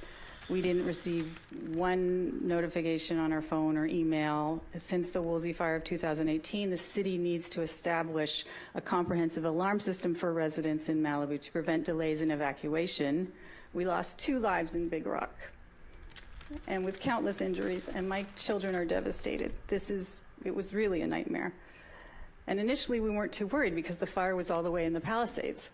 But we underestimated all of that brush above us in the hillsides that the MRCA has not once cleared. We've been begging them for decades, and they have not taken care of it. Led by Joe Edmondson and defended by their attorney, Alina Eggers, to create a defensible space around our homes. We've been asking them. These requests, however, were ignored, condoned by the state, and we were left a sitting duck. And in 2019, Supervisor Sheila Kuehl, due to environmental concerns about the chaparral, canceled a planned controlled burn. And that fire break would have saved lives, homes, and wildlife. Meanwhile, properties like the Getty Villa had a 200-foot vegetation clearance, and they survived. The Shumash used to do annual controlled burns, so I hope that one will be scheduled for Western Malibu in the next few months to prevent any future annihilation.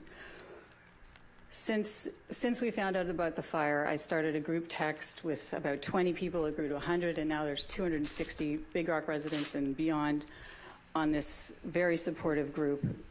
The Big Rock community is so strong and so passionate, and we are committed to rebuild. The community brigade, led by Chris Frost, came to Big Rock evacuating residents before the fire came through and removed anything flammable away from our already hardened home to make it safe as possible.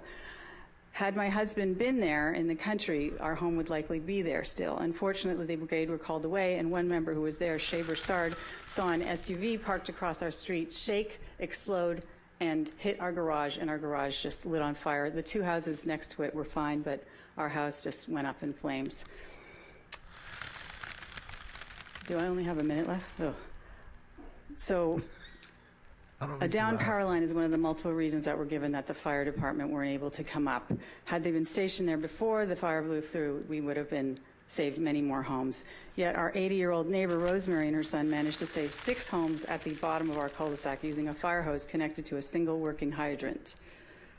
So what I'm asking is, can you please immediately pursue the MRCA needs to be disbanded by the state and remove Joe Edmondson, transfer control of the land and monies to the state park to mandate prioritizing clearing of defensible space to ultimately protect not only us but the wildlife they must preserve, and 2, negotiate with LA County to reduce property tax allotments from the massive 93% we pay to at least 80% to fund a dedicated fire department and community brigade to supplement Malibu.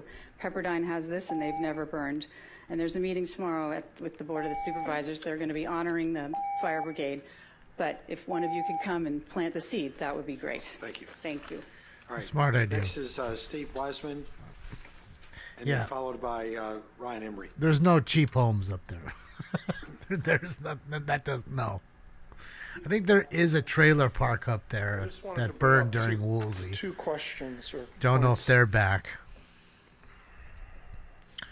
So I represent a number of commercial property owners in the city of Malibu that care deeply about the community. And one of the questions is, given the significant loss of housing and the dire need to get people back into homes, what's the city's flexibility as it relates to the potential of converting office buildings to apartments or condos or lodging to try to get people quickly back into places for whether it be a short term or 3 to 5 years, and then go back to whatever the initial use was so that they would have some place to relocate. That was one. And then the other was, has the city considered deploying infrared thermal imaging network in various areas throughout the Santa Monica Mountains that would detect smoke and fire immediately and provide alerts to citizens and to first responders so that they can get to these fires at the onset? So those are my two. Sounds expensive. Okay. Thank you very much. Next is Ryan Embry. Yeah, I'd like to say that I don't know if this is my 9th fire for Malibu or what, but they're all different. They're like children. They have different personalities. And the differences that were alluded to between these other prior fires are partly the response because the personnel has changed in the leadership of all these state and county departments. We have a different commissioner at the CHP. We have a different director at Caltrans. We have different councils, different city managers, and some of them have what it takes and some of them just punch the clock.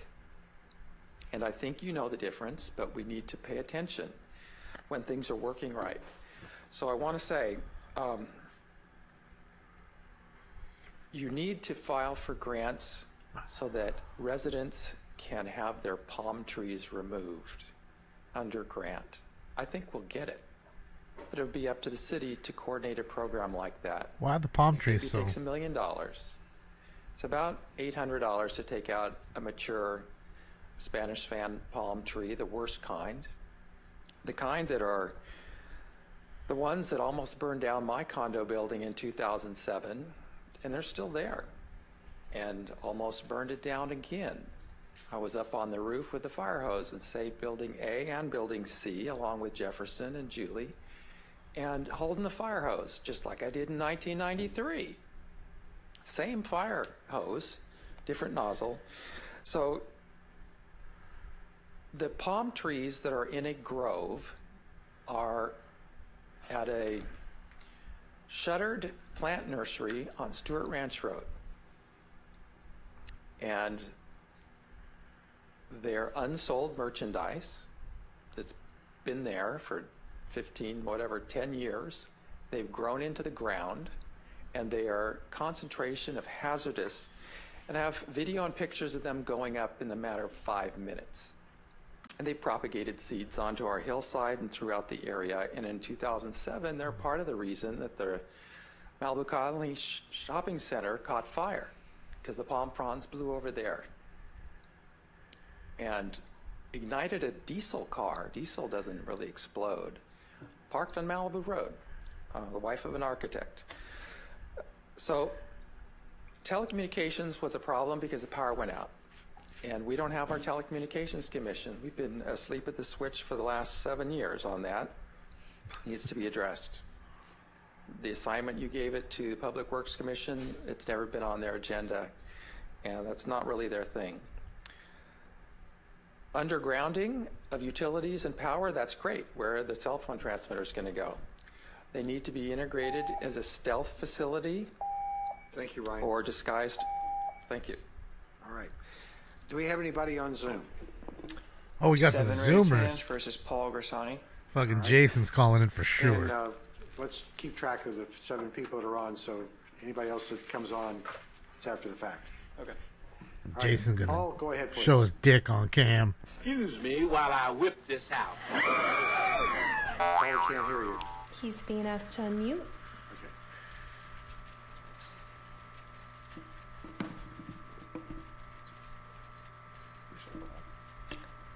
The speaker isn't responding. Would you like us to move on and circle back? Yeah, we'll go back to Paul. Oh. Who's next? He's unmuted now. All right. I'm sorry. Hello? Sorry for the delay. I have a few things that I would love to say. For starters, we have several houses that are within the area that the burn happened, but they have not been damaged. Smoke. Even though they have a green tag on them, it's very difficult to get approval to, one of them is waiting for power. But power and getting movers in and things like that is very difficult. I also have some people who've decided to leave Malibu forever, and they want to move their stuff out. They evacuated for the fire, and now they want to come back, pick up their stuff, and leave. How soon will we be able to get permission for their movers to come and take their things away? The other thing is there are houses that look good, and a 4-unit that looks good, but they have a yellow notice on them with a note that says you have to make an appointment with Building and Safety. Nobody answers the phone at Building and Safety. So I left messages on that today, and I'm sure that we'll be hearing from them. But those are the kind of things that people want to do. We have people who are homeless right now who don't have to be, but they just can't get in because of the exclusion zone and waiting to get clearance and power. That's it for me. Thank you so much. Thank you. Who's next? Michael Ballor. Go ahead, please. Hi, can everybody hear me? We can. Hi. Hi, my name is Michael. I'm a former resident of Malibu. We've been trying to rebuild our home in Malibu Park since the Woolsey fire, and it's definitely been a difficult process. I know a lot of speakers have kind of emphasized the point of expediting. I just wanted to offer just some, I guess, recommendations. I think one thing that has kind of hindered this process has been the ability for projects that are specifically for Woolsey rebuilds to be appealed. I think when you have the Planning Commission handling a lot of that and people have the ability to slow down the process and send it up to you guys, it really just creates a large line, which is, I guess, what we've been seeing the last 4 or 5 years. We started our planning process in 2020. We presented our project twice. We got it approved in July, and now it got appealed, and it's been in limbo until you guys can review it. And obviously, these 2 fires in December, and this past fire in Palisades has caused a little bit of a delay, of course. And my heart goes out to a lot of the residents that have lost their homes and the lives that were lost. And I really appreciate the fire department, everybody involved who's been able to respond. I think bodies that have been, just opposed to rebuilding need to look in the mirror. I'm really not trying to take an adversarial approach here when it comes to, community bodies like the MTC, and I'm sorry about specifically Jo losing her house. She was one of the individuals that was opposed to our plan to rebuild our home. I just want some camaraderie here for those who lost their homes in this most recent fire. And I just want some more clarity on those who are still being, I guess, delayed from rebuilding their homes from Woolsey. My father's 66. My aunt has MS. And my grandma's 91 now. I'm 26, and when the house burned down, I want to say 20 years old. And time does pass. And I just wanted to emphasize the importance of, maybe leaving it to the Planning Commission in this next phase of rebuilding from the Palisades fire, and maybe putting a limit on appealing and letting that process go more smoothly, and limiting the powers that are given to people who are opposed to projects. When it comes to new coastal development permits, things like that motel, for example, those are justified. Those are, big difference makers in the community, and I could understand the opposition. But when it comes to rebuilding a home from a fire, I think, again, the red tape concept is a big issue. So just some thoughts I had, and I hope everything can go smoothly from here. Thank you. Thank you. All right, who's next? Craig Hill. Craig, go ahead, please. Craig! How you get fired on your There day? we are. Good evening, Mayor, Council, staff. It's really good to see you all back in there at the dais. Just to follow that last point, I really hope and expect that the Planning Commission will see very little of what's in front of us now. So 2 points here tonight, one small and one big. There was a power outage here where I'm temporarily staying, so I missed the consent calendar. I don't know if it's too late, but on the surplus vehicles, maybe if there's some way that people who lost a vehicle in the fire could have that donated or sold cheaply or something, let's look at that. It's not me or anyone I know, but it just seems like let's put them where they can be helpful. And a bigger point about reseeding hillsides, hydroseeding. I think in general, in principle, it's probably a good idea, but there are some subtleties that we need to be considering. I don't know, I'm not pitching a specific answer, but after the '93 fire, they came out quickly with a hydroseed mix that included Kentucky bluegrass and fescue, non-natives. They were chosen because they grow quickly, and that spread all around town and was maybe not the best idea in retrospect. a point of clarification, a couple people have blamed that reseeding effort for the proliferation of fountain grass. They're not related. Fountain grass came from the west side in mid-century, probably the Palisades, people putting it around their pools, and it's gradually been migrating west. And not incidentally, was one of the factors in why the landside component of this fire burned so quickly from Topanga all the way to Las Flores. There was just a fuse of fountain grass. I watched some of it, how fast it moved myself. So reseeding. We'd want to get at it right away. The natives don't grow quite as quickly as that imported stuff, but one thing to consider is that we're already well into the nominal rainy season. NOAA's climate prediction for the 3 months through April is that rainfall will be lower than median. So it takes the grass a couple months to grow anyway. So I don't know whether we just kind of knee-jerk get out there and do a lot of hydroseeding right now, or maybe we need to look at that and the timing and how long it takes to grow and be getting some native seeds out, I don't know, next November or sometime. But let's think about this hard and quickly and do the right thing, because that's going to be one of the first things that we need to focus on. But let's not just do it in a kind of less than mindful way. Let's think about how we get the most bang for the buck. That's it. Thank you, folks. Hope to see you back there soon. Thank you very much. Who's next? Georgia. Georgia, go ahead, please. Georgia, Georgia, sweet Georgia, oh my, my. Georgia, can you hear us? We're asking her to unmute. No? There. Oh. Okay, sorry, now I've lost mine. All right. Can you hear me now? We can hear you now. Go ahead, please. So sorry about that. First, I want to say I'm just really sorry for everything that's happened, for the losses of people and wildland animals. Yes, it's quite tragic. And also, I'm thankful for all the people who've worked so hard to help bring us together and to fight this fire and to really move towards some kind of restoration.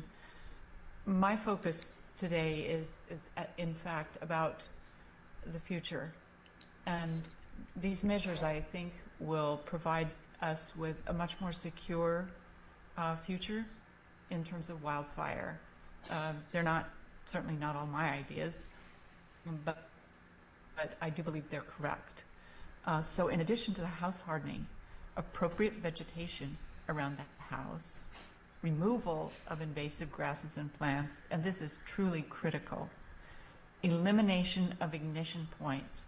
What starts the fire? It's always humans in the Southland.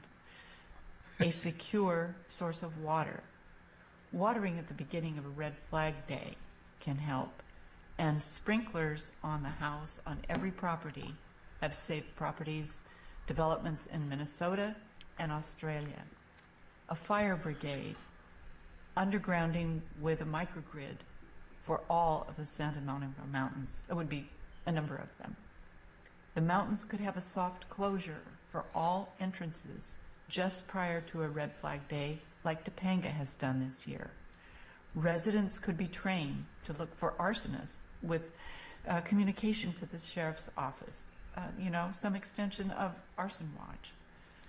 The governments, local, state, other states, and federal could have strike teams with an extra supply of equipment, the hard, trucks, fire engine that can't easily be transported, located for use in the Southland counties. Maybe military transport could be used to bring other firefighters to this area or wherever they're needed. More water reserves and planes, copters are needed. Agencies need to work with each other and residents to have the most efficient plan. Nature is not causing these fires. We must stop human ignition sources to stop the fires and to securely prepare for them when they occur. Thank you. Thank you. You're to Who's next, blame. please? Mike Moore. Go ahead, please. Hello, Michael. Hello. Mike, you're unmuted. Anybody can hear me? We can hear you now. Okay. First off, condolences to those who have lost friends or family, and everybody else that have lost their home recently in the Palisades and Franklin fire. My wife Dina just spoke earlier, so I won't go over the history too much of our family and everything, but we did lose our home in the 2018 Woolsey fire. And as she mentioned, I was deploying overseas to Iraq and Africa for multiple months at a time. And, you know, we both put our faith in city council, elected officials, and these professional, highly paid bureaucrats to, quote unquote, expedite the rebuild process. But all that was just lip service.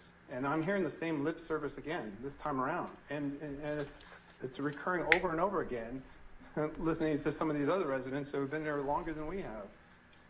We moved here in 97. Our house was built in 90 before Malibu became a city and before they enacted their local coastal program. And then we didn't find out until after the fire that we now live in an ESHA that was arbitrarily drawn around our property. And so now we have all these additional constraints to deal with the Coastal Commission. And that's really been the primary hang-up why we haven't been able to build for the past 6 years. Our structure and everything up the code for the house was fine, but it's been the Coastal Commission. You know, we wanted to put in the advanced septic system, which was suggested by planning because it was more environmentally sensitive. So I said, okay, sure, but that required a de minimis waiver.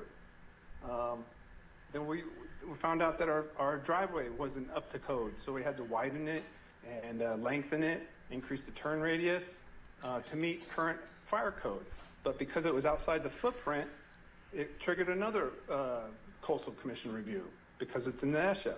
And we also wanted a 15,000-gallon container, modified container that would also be a pool and basically a firewall to the house. But no, because it was 2 feet into this theoretical ESHA, it required another biological assessment, which cost us another $30,000, and we're still waiting for a follow-up on that. So I'm asking you guys to put an emergency stay on all these fire rebuilds. And if you don't, it's like, tell us why, and tell us who can have the authority to do it. But from what I've read, you guys have the authority to do emergency powers and make amendments to the local coastal program. That's it. All right. Thank you very much. I like it. It's honest. So you got a few claps, too. Please don't clap. Jason Jenkins. Jason, go ahead, please. No way. No way. No way. Yes, my name is Jason, and I'm a smoking scan viewer. Oh, my God. Say again, please. Sir? Go ahead. No way is he going to do it. Sir? May I speak? Yes, go ahead.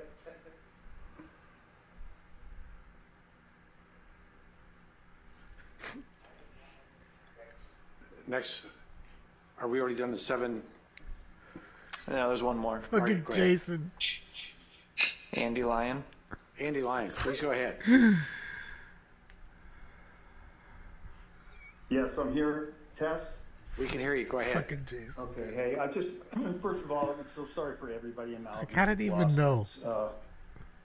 It just breaks my heart seeing what's happened to Malibu, a place I've lived my whole life. And, you know, I've been through every fire since 1970 and stayed behind. Jason probably wins every radio contest. I can tell you from 1970, I have some photos of a house that was gutted. Jason, you're too funny, bro. Different house of a photo in Too October of fucking funny. 70 where it was gutted and almost destroyed.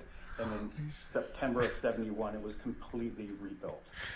So it can be done, and we need to do that for everybody. Couple of things, you know, the communications just lacking again. Being stuck without any power and no cell service, not knowing where we're at. I like to stay behind because I find that if you stay behind, you can you can save your house. And that's what I did in Woolsey, that's what I did in 93, that's what I did in the one before, the Corral fire.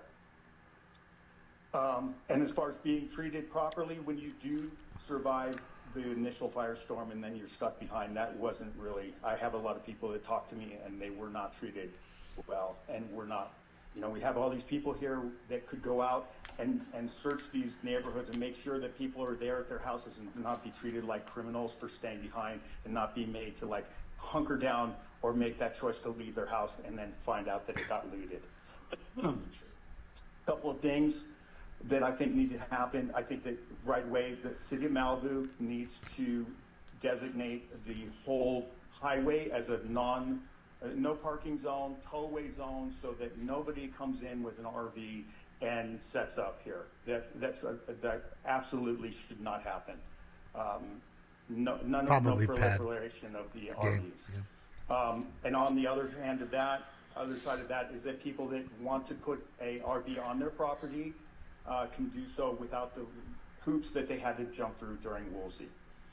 One last thing. Okay, everybody's talking about getting on your property and clearing it. I just have to bring up the fact that Weintraub's property was a burn, and it was also used for a staging, and it was completely graded. This was done under an emergency, and it was, you know, I think Doug was involved with that. Somebody in Public Works and our new city manager or interim, whatever. The fact is that he got to do. Look at this guy. He's like fucking cocaine fucking bear. Look at that belly. His hotel project, and that is sending traffic. Motherfuckers with guts like that ain't off the cheeseburgers. Motherfuckers with guts like that definitely are on the cheeseburgers, dog. If that happened for a developer in Malibu in a backroom deal, then everybody should get to do what they want on their property like tomorrow. He's been grading for over a week on that thing, and you can see that it's completely Andy, your empty. time is up. Thank you. Smoking, all right. slamming. Should be 7 people. All right. I think we'll close public comments. Let's bring it up here to the dais. Who wants to go first? I guess that's it. No more public comment. Don't everybody jump. Okay. All right, Mary Ann's first. All right. I made several notes, so I'm going to jump around my paper. Sorry. First thing I want to say is sorry to everybody in our community. Those who lost their homes, those who have not returned to their homes, and the rest of our community. Everybody's been traumatized by this, and we're all grieving together. And that's exactly how we need to stay, is together. Let's not fight one another. Let's make sure that we rebuild our community, and everybody who wants to be in this community is able to get back here, because we miss you. I want to thank our city staff. They have gone through a lot through this time frame. They were evacuated from this building on the night of the fire, and I want to thank our neighbors and our neighboring cities that welcomed them in. Westlake Village, Camarillo, and Pepperdine stepped up when we had no other place for our staff to go. They opened up their classrooms, and they allowed them in to run an emergency operations center.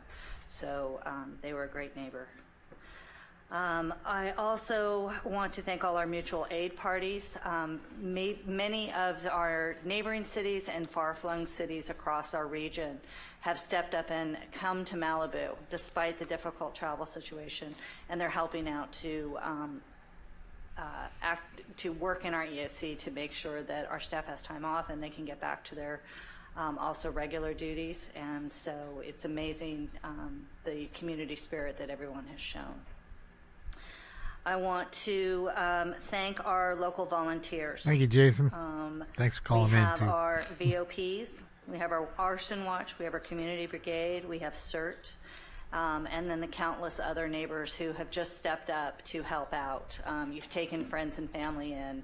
You've made sure people have food. You've taken care of people, made sure they've had clothing and such. So thank you to all that have made community spirit their number one priority. I want to thank all our first responders. LA County Fire was amazing in this.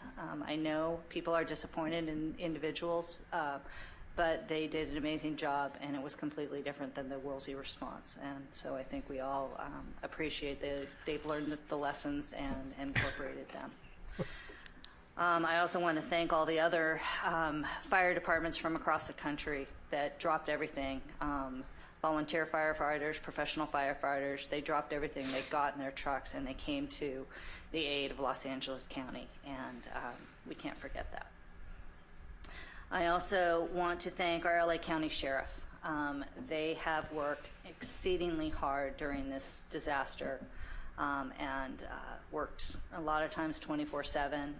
You can hear in the sergeant's voice when he gave his report the strain that this has put on their already understaffed department, but they are still doing great things for our community and being wonderful neighbors.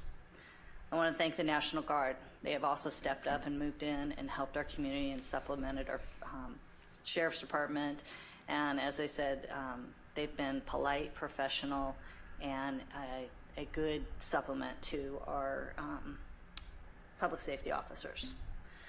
The Red Cross, as usual, they always show up for every disaster, and they were here to help us once again, so thank them. I want to thank the Malibu Boys and Girls Club.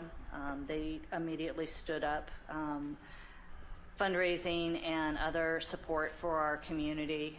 They have mental health care and emotional health care, so I encourage everybody to reach out, whether it's the Red Cross, whether it's the Boys and Girls Club, whether it's friends, family, other places. Please take care of yourself. This is an incredibly difficult time, and it's very big trauma, and I want everybody to take care of themselves and get the help they need. I want to thank our residents. I did that already. What's up, Chris? Just be there for one another and help. Our business community. I would love to see somebody from our community step up and have a targeted fundraising for our businesses. They have struggled mightily over the last 7 years between Woolsey and COVID and everything else. They need our help. They're there for us. They make sure people get fed. They make sure people are taken care of. Please, please, as a community, let's be there for them. Specifically, Malibu Seafood was here. They had a question. Small Business Association has assured us that they are going to have resources for businesses and be able to apply for loans to help and such. So reach out to them.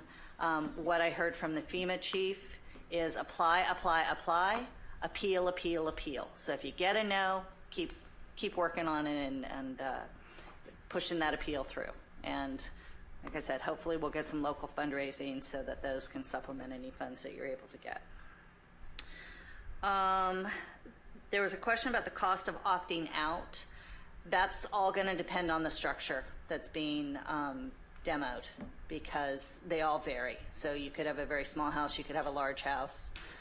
It could just vary. So that's something you're going to have to talk to the contractor that you're considering hiring, what they think that's going to be. The opt-in, it is paid for by the federal government, but if you have any debris coverage in your insurance policy, they will ask that you sign that debris coverage over to them as payment for that. William, you had a question about why 10%. We have a local coastal program, and that's what the exemption is for a natural disaster. That is regardless of the natural disaster. It's not just specific to Palisades or the Franklin fire. That's in our local coastal program plan, and that's what it's set at for. You can build back 100, 110%. That's what it's stipulated in there. The nuance is in... No comment. Yeah, we're not going to go back and forth. That's just what it's set for right now. There are other things that if you want to build a larger house, you get a different type of permit to go through the process. So there are options. You just have to make that selection for yourself. And that option takes 8 years. There was a question about sheriff infrared cameras. I believe they do have some type of a system in our mountains to help with radar and things like that. So they have deployed that. They deploy drones. There are Did really a good variety job. of other tools that they're operating in our mountains because of the uniqueness of it.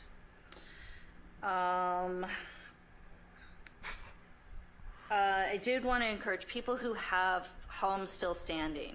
The city offers a free home hardening inspection. Please reach out to the city. Also, our community brigade is also offering that service. If you haven't already taken advantage of one of those two things, they are incredibly helpful of coming. They come to your property, they look at everything, they give you a list of things that you can make improvements to your property. Pass. so that it gives you at least another level of protection in the event. Protection. When the next one of these is going to Oh yeah, get a smart meter. Get this. You there need was a that. question about Full septic solar, tank gas removal. only, no electric. We don't know. It's going to depend. You're going to have to hire a septic inspector to look at your system. And depending on the damage, what we found in Woolsey is sometimes they are crushed during either the fire or during possibly the debris removal system. So you may end up having to replace your system. We're going to be talking about that later on, about the process that you're going to have to go through if there is a replacement or if you want to make a upgrade to a better system. So, and the other thing I want to say about debris removal, this is going to be the last thing I say, I promise, that this event, 16 times the size of Lahaina. The federal government, the County of Los Angeles, the City of Malibu, we're all doing everything we can to make sure it goes as fast as possible. But this is an unprecedented size event for our community. Just like Lahaina, you're gonna be times things are going to slowly try to buy their land get on the stood on the up. fucking But cheap. once they start with the EPA and then the phase 2 debris removal, I think it's going to go a lot faster than people are going to expect it to be. And if it's not, we're going to call the people that are going to make sure that it does and then make sure that the resources are here. So everybody take care of yourself, and thank you for your time. Okay. Who wants to go next? I'll go next. It's crazy Thanks, that people Marianne. from a fire I'm gonna- 6 years ago are still waiting to get their houses done. I'm going to That's piggyback wild. on all of her thank Forget the yous. fire Thank you that to we just everybody. went through last I week. really am grateful to everybody's hard work, first responders, the second responders, everybody in the community. I have a lot of notes. Halen? So I have my own questions. I would like to know about the Chumash. Has anybody been in contact with them? I'd like an SCE town hall where we can have our own town hall with them. I would like a Caltrans town hall. Is it native, There's been a few native questions land of up my there? own, like how much a permit's going to be. In response to this, like I am so sorry that you guys are going through this. We're all going through this. I'm going to support the residents here to rebuild better than what we've been doing with Woolsey. We need to be better. I feel like we have failed. Yeah, Fox. I'm a resident here, so, you know, when I hear that we're still trying to rebuild from Woolsey, it's pretty disgraceful. And it's unacceptable. And it's inexcusable. That was 6 years ago. And we can do better, and we need to do better, because this is going to keep on happening over and over and over again. We're going to have people rebuild, and then we're going to have fires, and then it's just too much. It's too much of a cycle. So I support the rebuilding. I wanted to say that the OTS money, I want to make sure that we use that $460,000. I want to look into that, please. Norm Haney, totally agree. If anybody's trying to get water, can I say this? Is this too, well, I'm in agreement. If somebody wants to get a pool or a water tank on their property, let's let them. Okay, I have it. We have pumps. If you're looking to protect your property, let's not stop them.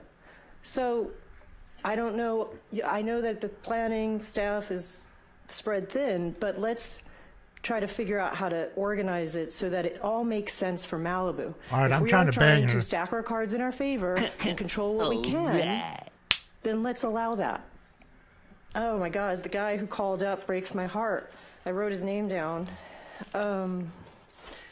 Andy Lyon, I agree with you, totally. Not Jason Like, Jenkins. The comms, I got the comms, but I have a lot of friends that didn't get all the alerts. I have friends in Big Rock that didn't know they were evacuating. I know that people say tsunami horns with the double pane glass. Let's try it. Like, if they're good for hurricanes, let's see what it sounds like. Let's try goats. Let's try these things. We live in Esha. I know that. I live in a big old park that other people control. Oh, and by the way, I just learned that Doug, or Mr. Mayor, I'm sorry, appointed somebody to the MRCA without me knowing, or us knowing, Brian Merrick.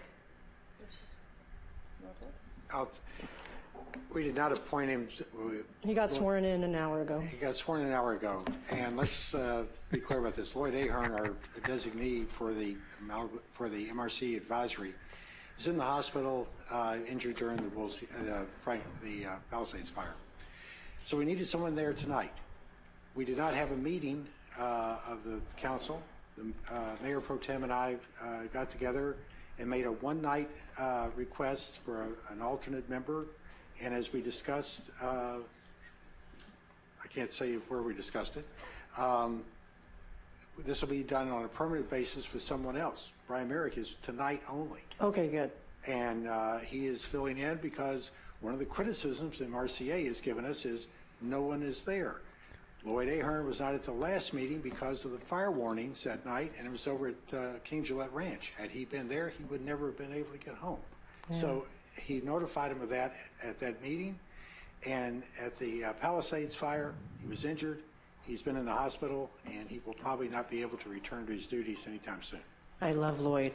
My heart goes out to Lloyd. He lost his home. And I just want to say the reason it was Brian Merrick is because he is on the Public Safety Commission, and we thought that was an appropriate person to staff it.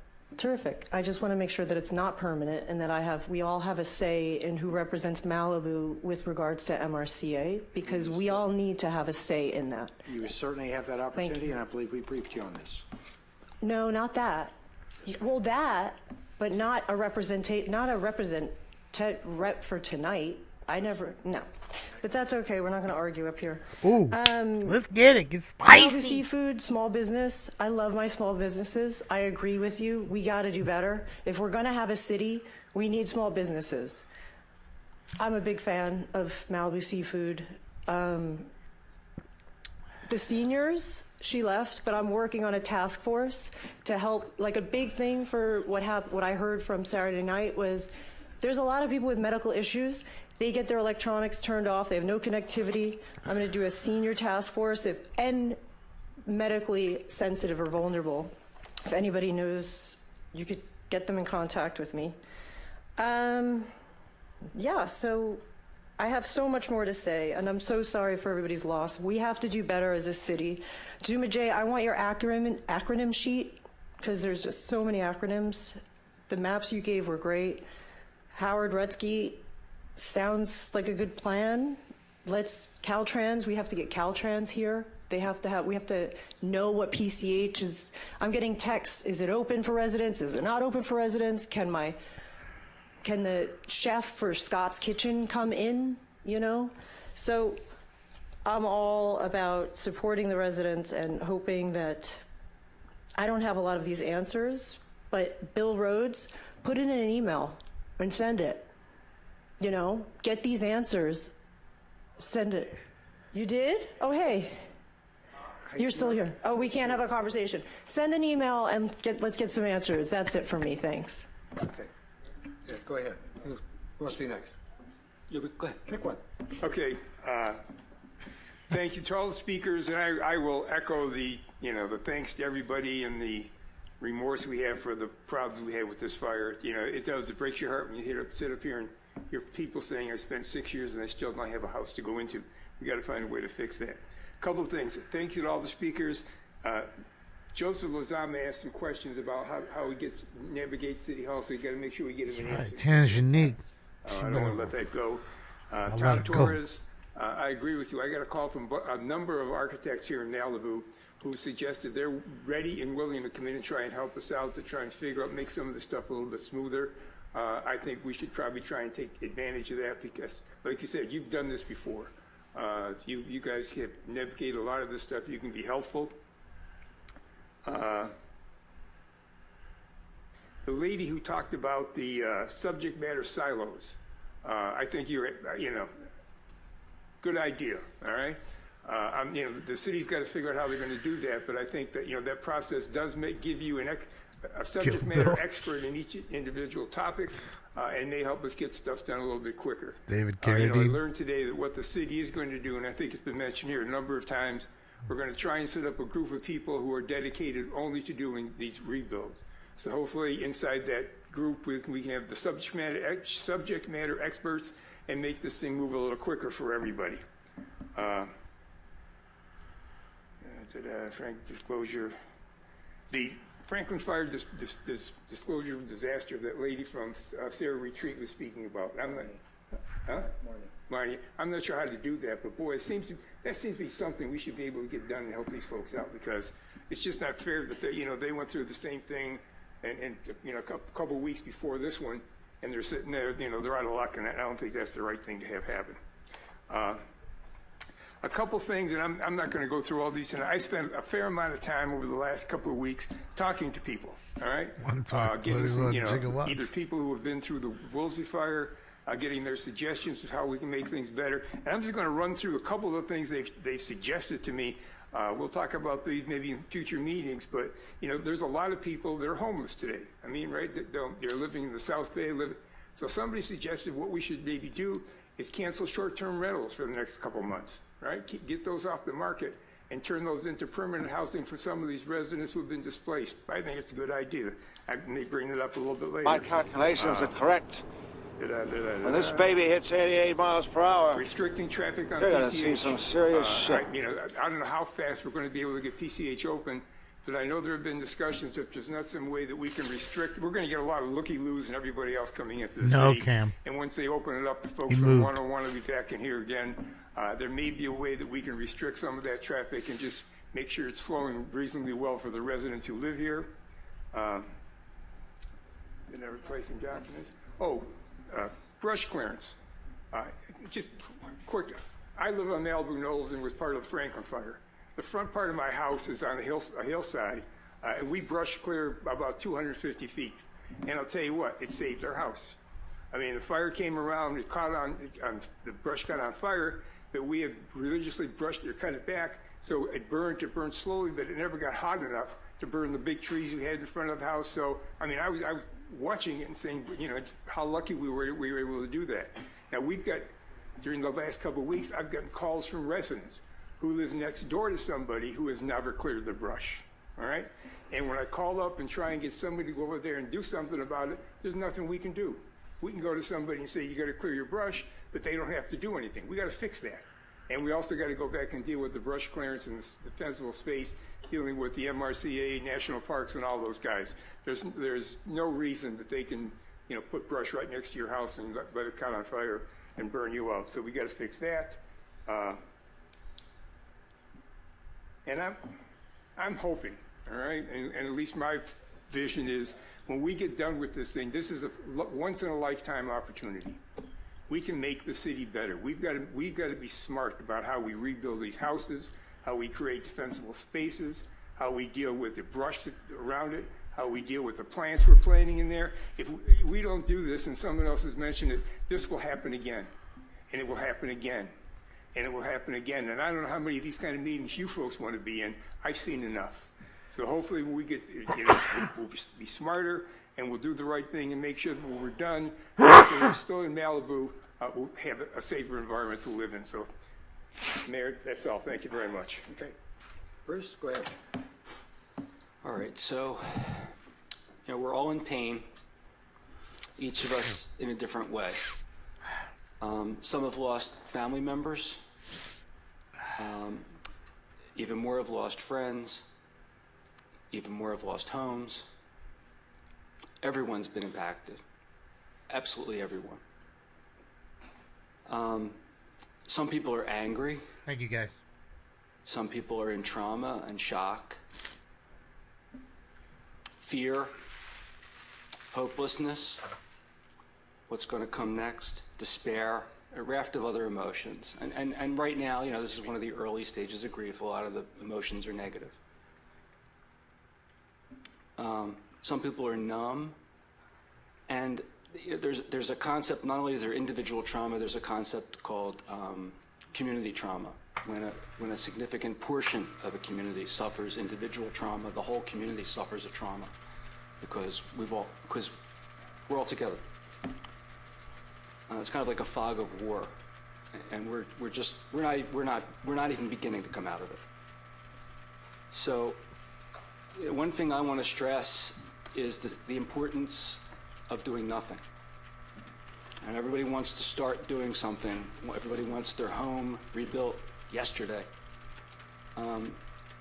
these are important life decisions that have to be made.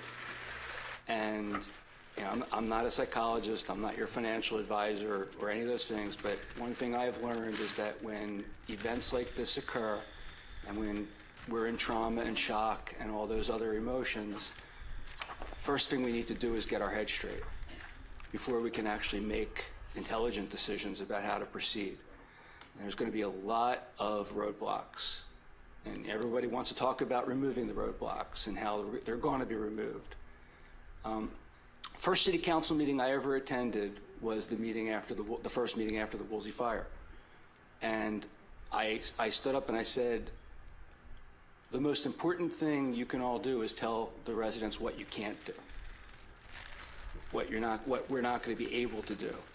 I don't know that list at this moment, but I assure you there are going to be many things that the city is not capable of doing. And I don't want to be here as a cheerleader suggesting that every problem is going to be solved from up here, because it's not. You're going to be competing for resources, and that's ordinarily difficult. It's compounded now with the fact that we've got, 5,000 homes destroyed? Not just here. There may be labor shortages. There may be tariffs that are going to affect pricing. Insurance companies, and we need to have a town hall about this, because the insurance companies are not your friend. They're your enemy. Their job is to not pay you. They'll tell you otherwise, but their job is to not pay you, or to pay you as little as possible. And they're going to send representatives to your house who are going to minimize your damage. This is for people whose houses haven't burned to the ground. They're going to minimize your damage. And there was talk earlier of green cards, houses that are safe to return to, and there are people who are clamoring to go back to their neighborhoods. Those homes are not safe. This is a toxic event for the community. And just like 9/11, people are going to be suffering health consequences for years to come. Please don't rush back to your home just because your home did not burn. Paul Grisanti called in and said there's people that want to get back to their homes, there's people that want to move their furniture. That furniture may well be toxic. Your homes may be toxic. Toxins are going to be spread by the clearance that's going to occur in your next door neighbor's property. I mean, I don't want to sit here and be doom and gloom, but everybody's just fine after 6 years of the Woolsey. And we need to wake up to that, and we need to all be prepared for a lot more pain before there's going to be relief.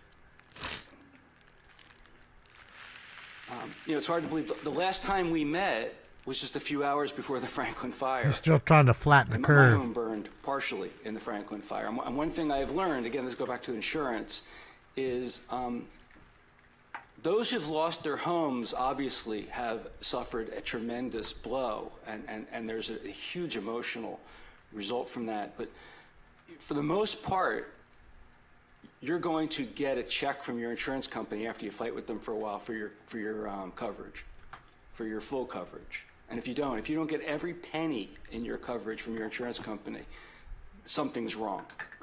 But those who have a partial loss are going to have a fight of their lifetime ahead of them. Those of you who've lost your homes, please don't waste your money right now hiring experts to get you your money, from the insurance company, because that's low-hanging fruit. You're going to be giving away a percentage of what you're going to get.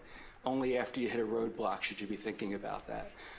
But those who have partial losses, those who have smoke damage, and a better way to think of it is intrusion by fire debris, you're probably going to need the assistance of experts, because the insurance companies are expert in finding ways not to compensate people for those losses. That is true. And the other is, obviously there are some great lawyers and public adjusters out there. There are probably more that are terrible, and there are some that are fraudulent. And we need to be vigilant for that, and we need to be sharing information across the community. Now, I've been asking that we have a city council meeting since the day after the fire. I cannot believe that it's till tonight that we're having our first meeting where we're going to actually start making some decisions. we have to me, a very odd form of government here. I never saw anything like it when I was growing up on the East Coast. I'm used to when you have a mayor, and the mayor is the chief executive of the city. Here we have a city manager form of government. And as Howard pointed out, right now our city manager is not sitting up here. A lot of people expect a lot from the five of us. We don't have any power to do anything other than from this dais. And we don't have the ability to come sit at this dais unless the city staff calls a meeting. So we need meetings, and we need to have on the agenda what we're going to do under our California law, or else we're not allowed to do anything that's not on our agenda. It's ridiculous laws, and we're not allowed to talk to each other. Only 2 council members at any time are allowed to talk about a subject matter, and once they do outside the city council meeting, they can't talk to any other city council members. We're not allowed to make any decisions. We're not allowed to pre-plan. We're not allowed to organize.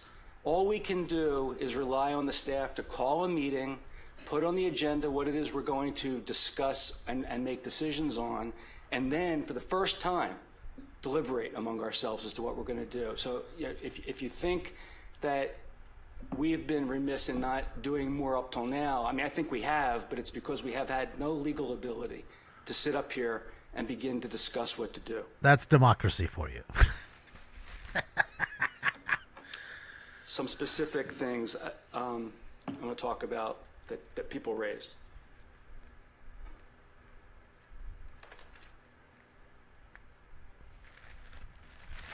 I'm just going through my notes, and you know, I don't even have I usually have notes. I don't even have a printer because I went through this too with all you. So I have my notes written down.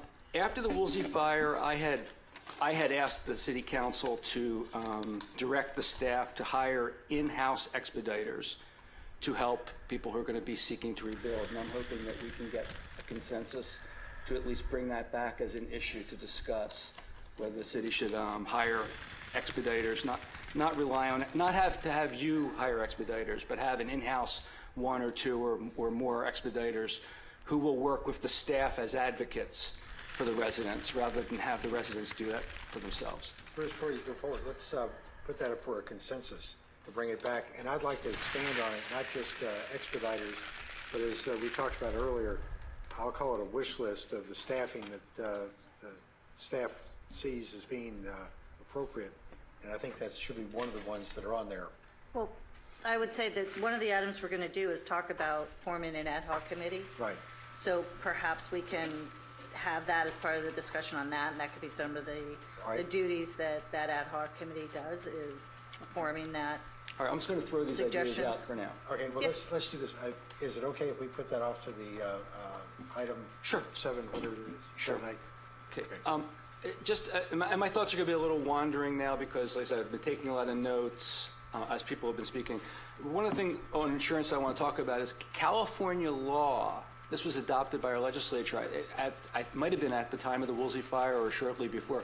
California law provides that when a state of emergency has been declared as a result of a wildfire specifically, you all have the right, if your house has been totaled, to buy another house with the insurance proceeds. You don't have to repair your house.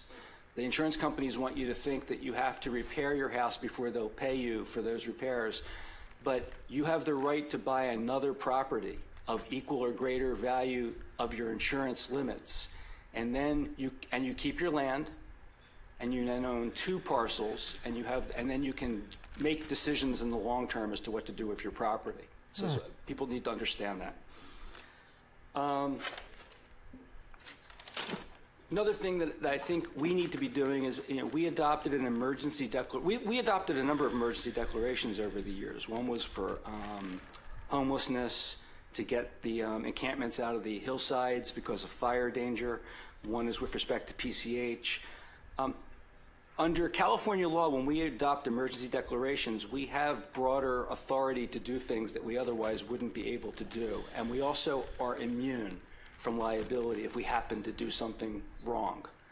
And I think we need to we adopted an emergency declaration just for the things that needed absolutely to be done during the fire, but I think we need to consider adopting another emergency declaration for the time that it's going to take to rebuild Malibu, and do things like somebody mentioned cut off parking on PCH. The Coastal Commission will never let us do that in ordinary circumstances, but I think it's something we should be considering doing on our own. I mentioned earlier cutting off access to PCH for people that don't have a need to be going through the portion that's going to be one lane for a long time. I think we need to look into what we can do about that. Somebody mentioned canceling short-term rentals. Again, something that would normally require the Coastal Commission's approval. It may be that we can use the governor's emergency declaration and something we can do here to accomplish those kinds of things, and we should be exploring every one of those options. All right, so just to go through the people's questions and comments, and see what I have written down here. Yeah, it's a whole bunch of bullshit. 6 years, they're still fighting from the last fire. How long is it going to take them for these people? 10 years? Oh, the plus or minus 10%, and why not do a different thing? So, you know, just because we're in this situation now, our traditional issues haven't gone away. You know, and anyone who follows politics and that's Orange County, Neil. Malibu This is knows Malibu. that everyone in Malibu wants to do what they want with their property. And He's wants like Huntington Beach. No one else to do anything with their property, and that's not going to change now. This is L.A. County. The plus or minus That's Orange 10% County. concept is if you lost your home to a disaster, you should get your home back expeditiously. Get what you lost. But if you want to do something materially different, you're affecting your neighbors. And if that's why we're stuck with the 10%, and I'm not sure that's a bad thing. You have the right to apply to do something even grander, bigger, but when you do, remember that puts a bigger strain on the staff because it requires analyses of whether those additional changes are appropriate or necessary, and it puts strain on your neighbors because your neighbors don't necessarily want different size and located homes around them. Guy in the blue suit. Ideally, this would not have occurred, and ideally, everybody would be living in the same homes they were living in before this occurred. And we want to make sure that everyone who wants to get back to where they were can get back to where they Dang, were girl. as expeditiously, efficiently, and economically, and without having other people who come in and buy property or who just decided they want to do something dramatically different interfere with their ability to do that, or interfere with their views, or interfere with a lot of other things. So, I mean, that's the reason it's plus or minus 10%. Ideally, it might have just been identical, but the 10% is a little bit of leeway. But beyond that, you start getting into intrusion on your neighbors. And I agree. Look, my own personal views, I'd like to see the Franklin fire included in all of this, but there are a number of other people that want to see that too, and I'm hoping that something can be done about that. From the Goonies? Which one would he be from the Goonies? The city did make the request that it be included. That was the direction that they followed. when they Remember did the emergency declaration. which one he'd be. So that did go to the governor's office.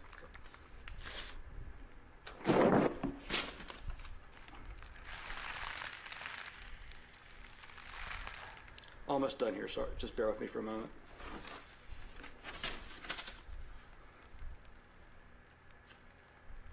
Oh, by the way, and Howard, I mean, we need, for the Franklin fire issue, we do need to get to the governor. A number of people have been trying to do that. So anyone, Howard, anyone else that has the governor's ear, that's going to be important because that's the only thing holding up, including the Franklin fire in the emergency, is the governor needs to sign something that says so. He could do it with a stroke of a pen.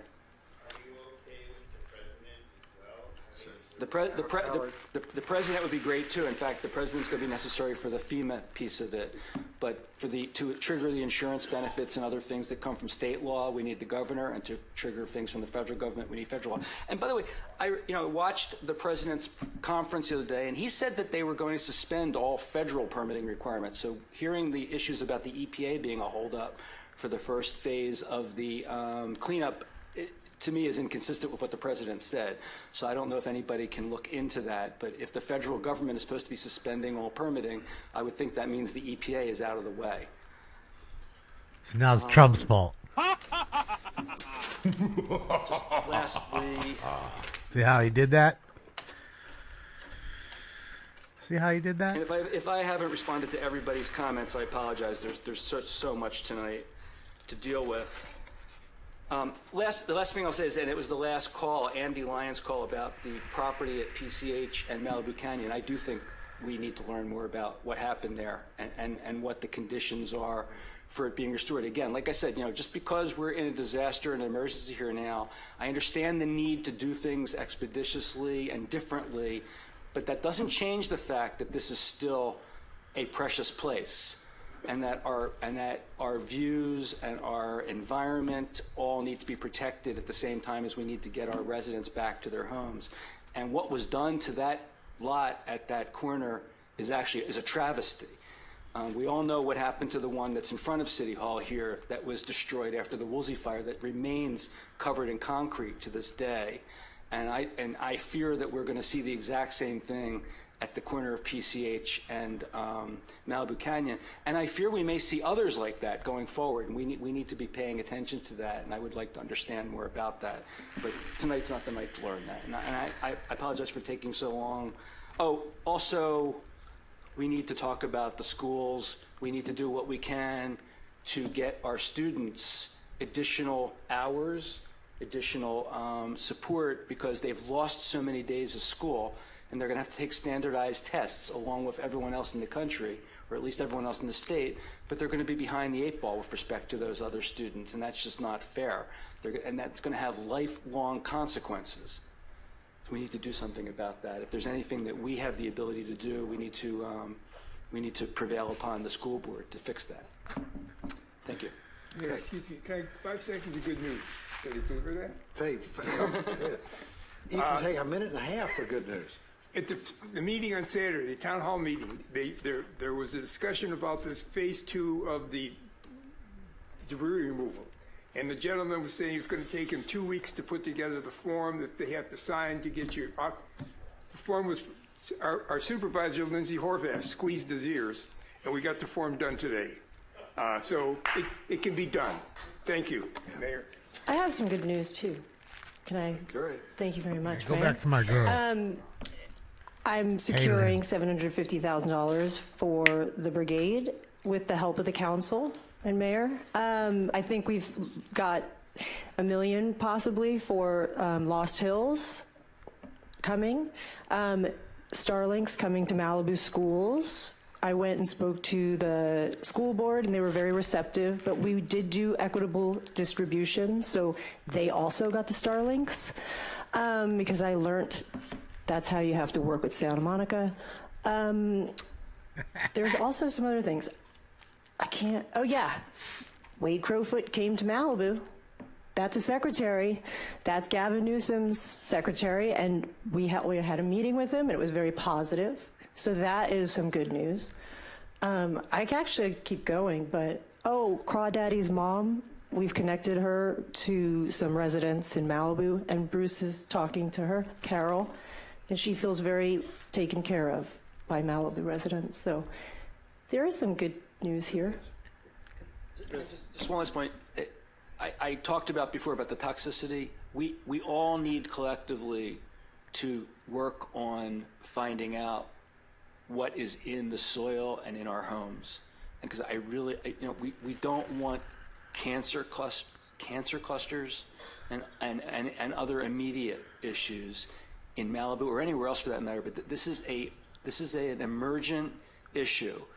Urban wildfires are a new thing, and they contain all kinds of things that historically have not been in fire debris. We must flatten the curve. Again, I can't stress more.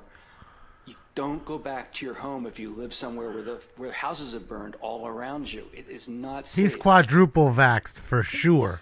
Without a doubt. Don't have to ask. I'm willing to bet everything I have. Yes, to kind of follow in. Hell yeah, I'd bang that out, raw dog. Everybody says we've had wildfires forever. We have had wildfires forever, but we haven't had urban fires. And whether it's a Tesla burning up, throwing off lithium gas, or you're talking about asbestos or lead and so forth, this is the reason why in your return kits that the city's been providing, you get a Tyvek suit, you get goggles, you get gloves. This is very toxic, and all you have to do is look at 9/11 and see the impact from 9/11 on the firefighters and first responders that went in to do cleanups, and you realize what we're facing here. The phase one that's being proposed is not optional. That is a EPA mandate, and by the way, the county is managing the debris cleanup with the Corps Jimmy of Engineers. And the phase one is required even for the Corps of Engineers You to don't go look on like site Jimmy because they know it's not safe. So they want to make sure it's safe before they go in. You're talking about guys that, Corps of Engineers. Reminds me of Mitch McConnell, They- kind of. They know what it takes to be safe. All right, everybody. Let's take their guidance and realize that's what needs to be done.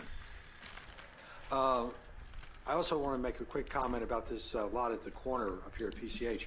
Andy Lyon said I had something to do with it. It's not true. Nobody had anything to do with it except the Cal Fire. Cal Fire was rolling in here with equipment needs in these spaces. Flat spaces, anything. The city isn't about to ask them for a permit as they come rolling into the city with their fire trucks and where they're going to park them. So they took over lots to be worked out later with the landlord. I don't know what the deal is. Don't care what the deal is. But here's the other side. One of the things that Cal Fire said at the Franklin fire, which will be repeated at this one, is they're required to do constructive restoration. So when they dig a fire break, they have to come back and put it back to the way it was. The same is true for these lots that they've graded. They're supposed to bring them back to the way they were. We would have had this lot in front of us cleared according to folklore, but it's been, an appeal was made, I think, about it. I don't know the details on it, but it's not that the lot owner didn't want it cleaned up. It just hasn't been able to be done yet. So that's not necessarily a true case of what we're facing at the other places with grading. They're supposed to be put back to where they were, including the fire breaks that were cut. These big D9 bulldozers, they cut a wide path, they're supposed to put it back. They're supposed to bring the same equipment back to do it.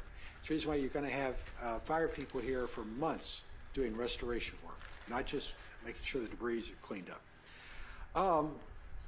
As far as the Franklin inclusion goes, I believe Trevor made the comment. We've been actively asking for the Franklin fire victims to be included in this. There's about 20 of them.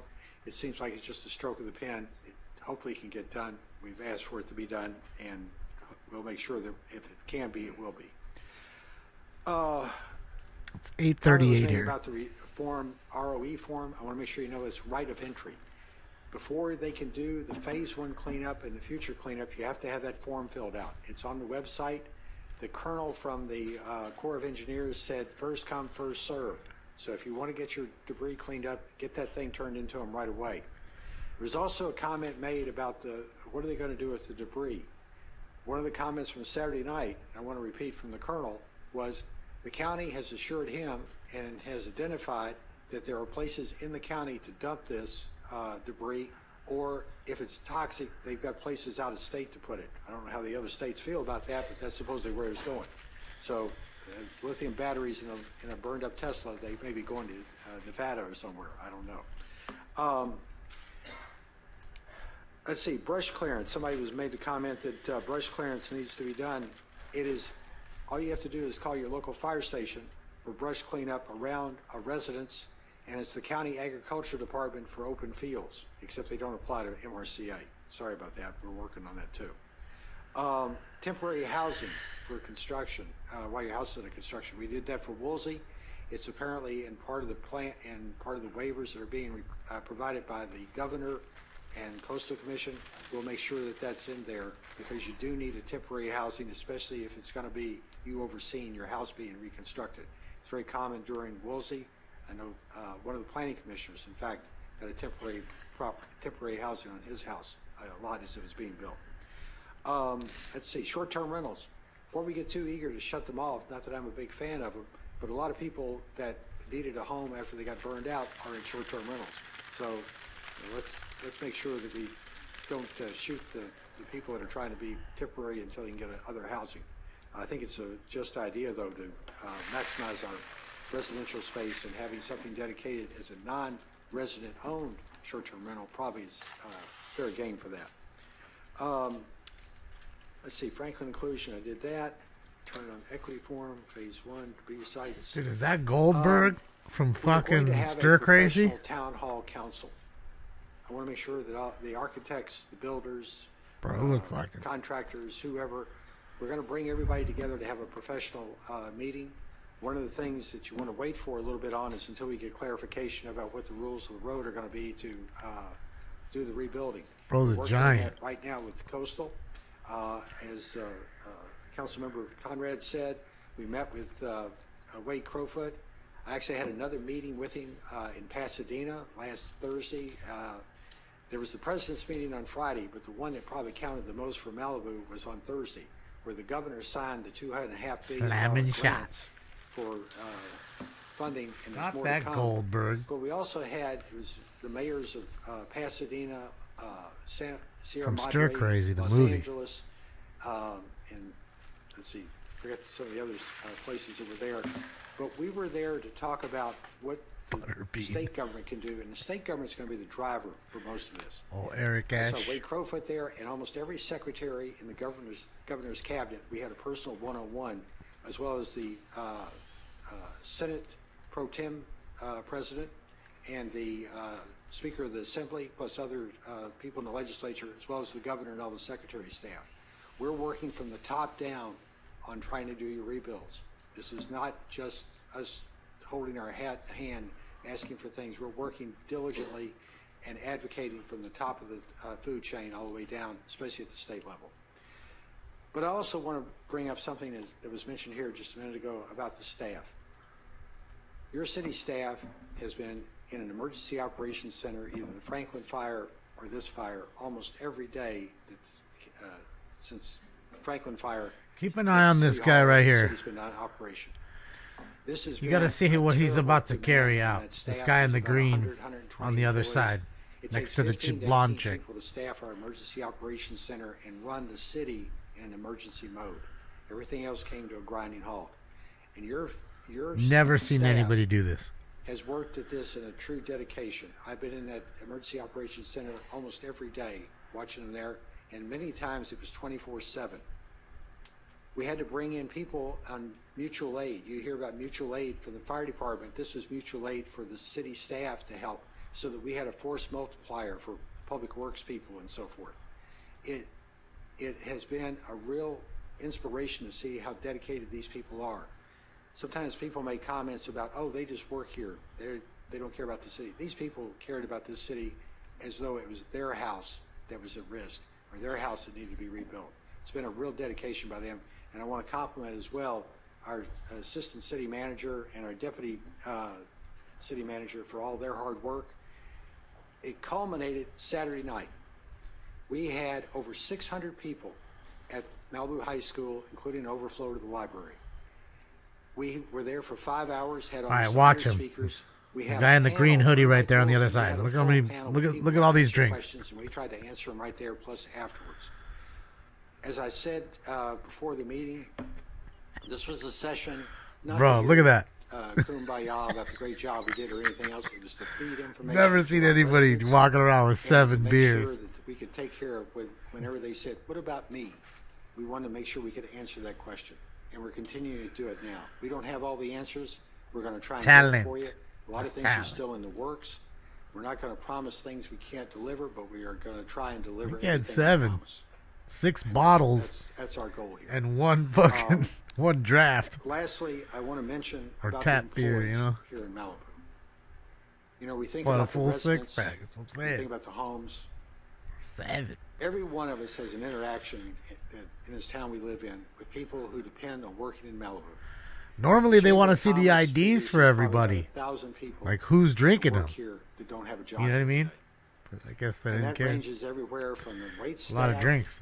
to the person who is washing dishes someplace, or they're a clerk in one of the retail stores, or wherever they might be, the laundry, the dry cleaners. Everybody is looking for a job, in effect.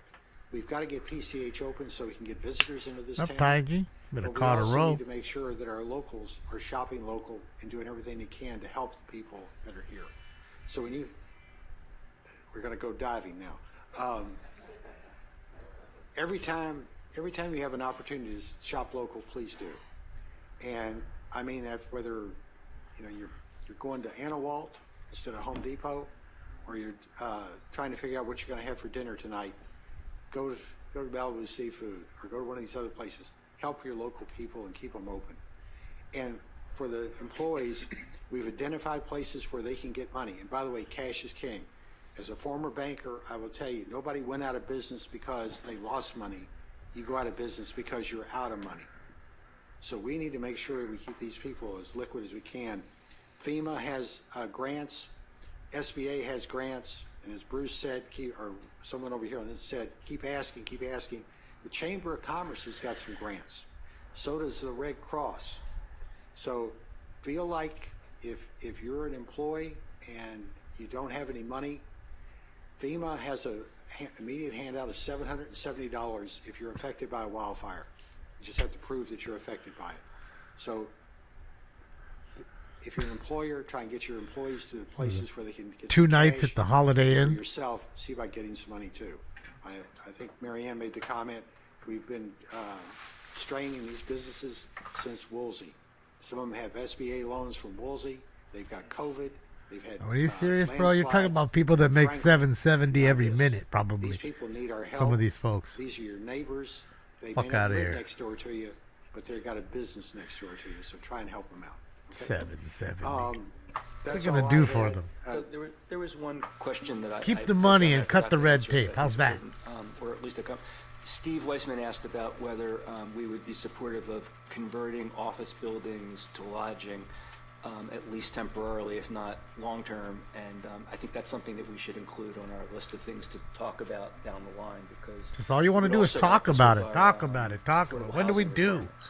Exactly right. And I think we made the comment before that it's a lot better to take an existing building than to put a new one in. And I think our office vacancy rate is somewhere between 50 and 70%. So there's a lot of vacant space. Okay. Joe. Yes, Mayor and members of council, I wanted to provide you and the community with some recent information we just got from a meeting tonight. But first, I wanted to thank you and the rest of the council for your comments and your support of staff. And I'm just an extension of the team. And we have an amazing team here that most of us haven't taken a break because we love this community and we care about it, and we want us all to grow together, stronger, rebuild, and be resilient. So I thank you for that. But we did have, but in that vein, our team has been working around the clock, and we were part of a FEMA EPA meeting tonight that just ended shortly ago. And they have heard our voices loud and clear, and so have our legislators.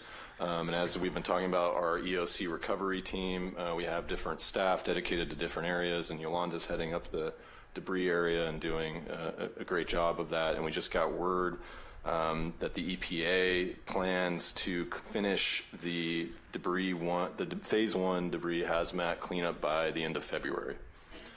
And they also have the right of way. We mentioned that the right of entry permits will be available tomorrow at 6 a.m. and those need to be returned by March 31st. So it's positive news. And remember what we said, first in, first out. So get those ROE forms in, and once you get that done, then you get in line for phase 2, and you can do phase 2 yourself with the guidance from the county and the Corps of Engineers, or you can have them do it. And just a reminder, if the Corps of Engineers do it, it's no money out of your pocket. And that may be helpful if your insurance doesn't have a separate rider for it, or if your insurance doesn't cover it at all. Okay? With Mary Ann. I just wanted to follow up on that. So there's been some questions if you have to wait to submit in your plans until after your debris removal is done. You don't have to wait to submit your plans. Where there might be a question is what improvements will need to be done if your foundation does need to be removed, or if there's things, engineering that needs to be done to your plans. That may cause a delay because you need to find out what the actual results are. That's right, of any Allison. testing that's done to your foundation. That's right. But you Shouldn't certainly be angry can be tonight. meeting with staff as soon as the rebuild area is open for the city, and you can start talking to them and getting that ball rolling while you're also doing the debris removal. So it's not a consecutive thing. It can be done concurrently. Not consecutive, concurrently. All right.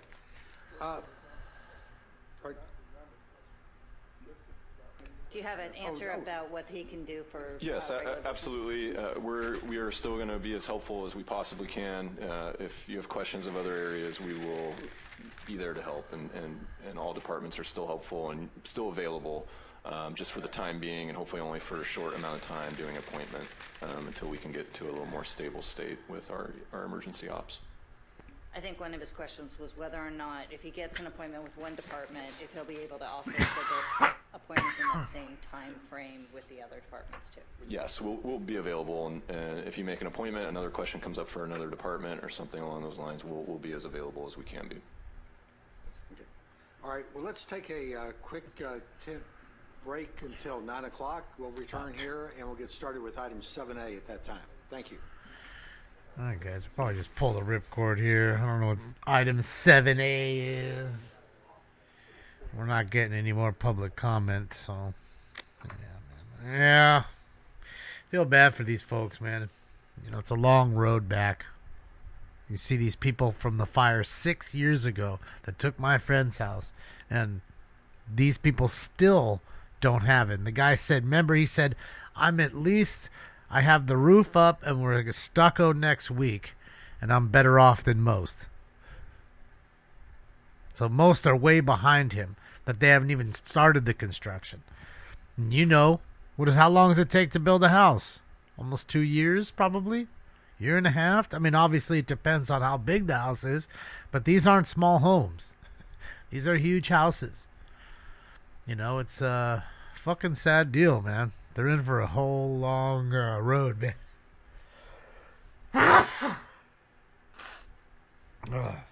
Sorry, guys. You know, they're in for a long fucking road, dude. And it really sucks. Really does. You know, I'm thinking to myself, to the people that, you know, lost their home last week, see these people from the fire 6 years ago and say to themselves now, look, they're not back. We don't even know these people. They're on the other side of the hill. Or they're down the street. And look, they're still not back. Like, what do you do? Do you go back? I mean, do you just give up and move on, and then, you know, the big developer moves in and, like I said, buys it all on pennies on the dollar? Essentially burning all those people just out of their homes. I mean, you know, doing exactly what they want, getting the prime property for themselves. Meanwhile, all these people say, well, I'll take it into consideration. Something we really need to talk about. We're going to do this all for your safety. Meanwhile, 6 years later, they're still talking about, well, if it's toxic, right? If it's as toxic as you say it is, well, then it's just as toxic now, right? Even more so because 6 years ago you had the same thing happen. The Woolsey fire was just like this one. And people went right back in. I mean, fuck, I was there I don't know, maybe, I'd have to guess we were 6-7 days after the fire happened, we got in there. You know? When we finally saw my friend's house. Because that was the thing. He didn't know if his house was there or not. Couldn't get in. CHP won't let you in. You know what I mean? And you hope nobody's looting whatever may be still up there. But we went there and everything was gone. You know, his wife's car was melted. And there was a chimney left. That's it. And there's some kids' toys down. He had like a little rope swing, and the kids left their toys down there, and somehow, some way, those toys made it. Fire just didn't go that way, I guess. But yeah, I mean, it's Lahaina all over again. You know, it's more fucking, oh, we promised this, we'll do that, we'll cut the red tape, you know, and then nothing ever happens. You know, only thing I can say about these folks is they're just more civil. That's it. You know, that's it. And it's always about your safety, about not going in right away and getting the job done. There's always something that, you know, some other organization, and now it's the EPA's fault, which means it's Trump's fault, and it's just it's a whole big thing. Just a whole big thing. It's all a big mess. I feel bad for the people. I don't give a fuck about these people that are working and tirelessly to help the community. Yeah, fuck that. I mean, the first responders are one thing, but I'm talking about the pencil pushers and all that shit. So, yeah. It just, it's a sad deal. But, you know, what can you do? There's nothing you can do. It's already, what's done is done. These people never change their ways, and you learn from it. It's all you can do is learn that from the experience and say, hey, I wanted to come back. They'll take forever. Then they did. It's all you can do. And understand that if it happens to you again, you may have to go through that same thing. And that's not a good thing, obviously. Who's the cougar? I don't know. I don't know, but she's ready to bang. All right. She might have a titty pop out. Whoa. Yeah. No, we'll be live tomorrow for 2 shows. You know, we have our 10:15 a.m. LA City Council. We'll see what they're up to. We'll see if they take any heat. You know, and I noticed that, like I said, the LA City fire doesn't show up. It's LA County here that's showing up. But LA City is ran by Palisades is, you know, covered by LA City, not county. So it's a weird deal. The county is covered by Malibu and that area, Calabasas. Who knows? Who knows? Is that your sugar mama, Mark? So yeah, I guess that's it for now.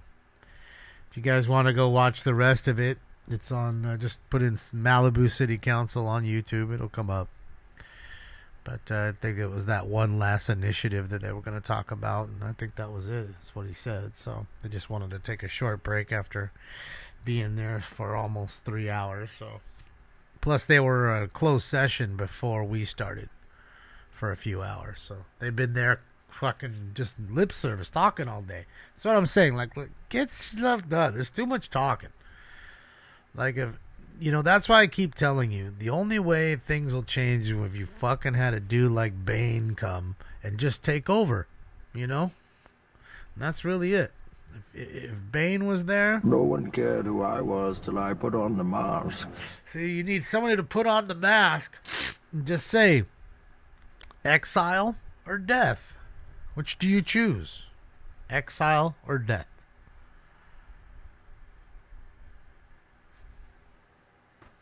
And then you just take complete control. And you fire everybody. And then you hire people that know how to do the job. And now there's, instead of having 100 people do that job, now there's, you know, 42. I've already cut a lot of dead weight. Start there.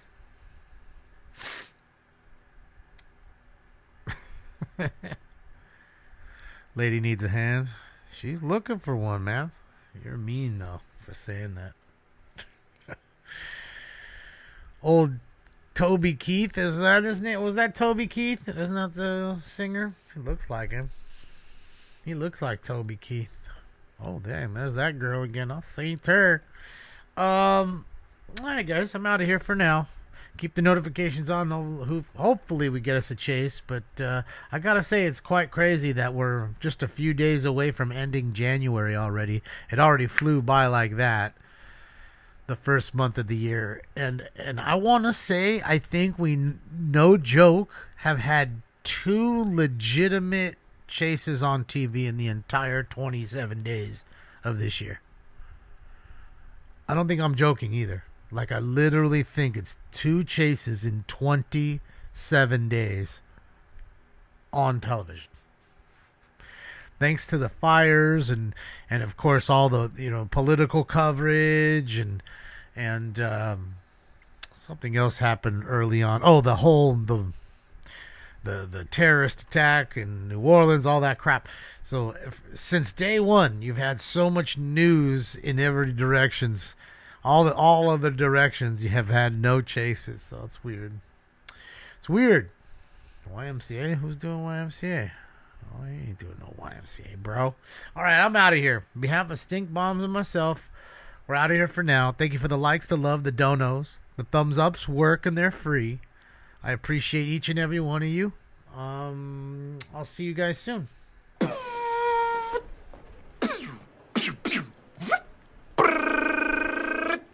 Adios, turd nuggets. See you guys. And again.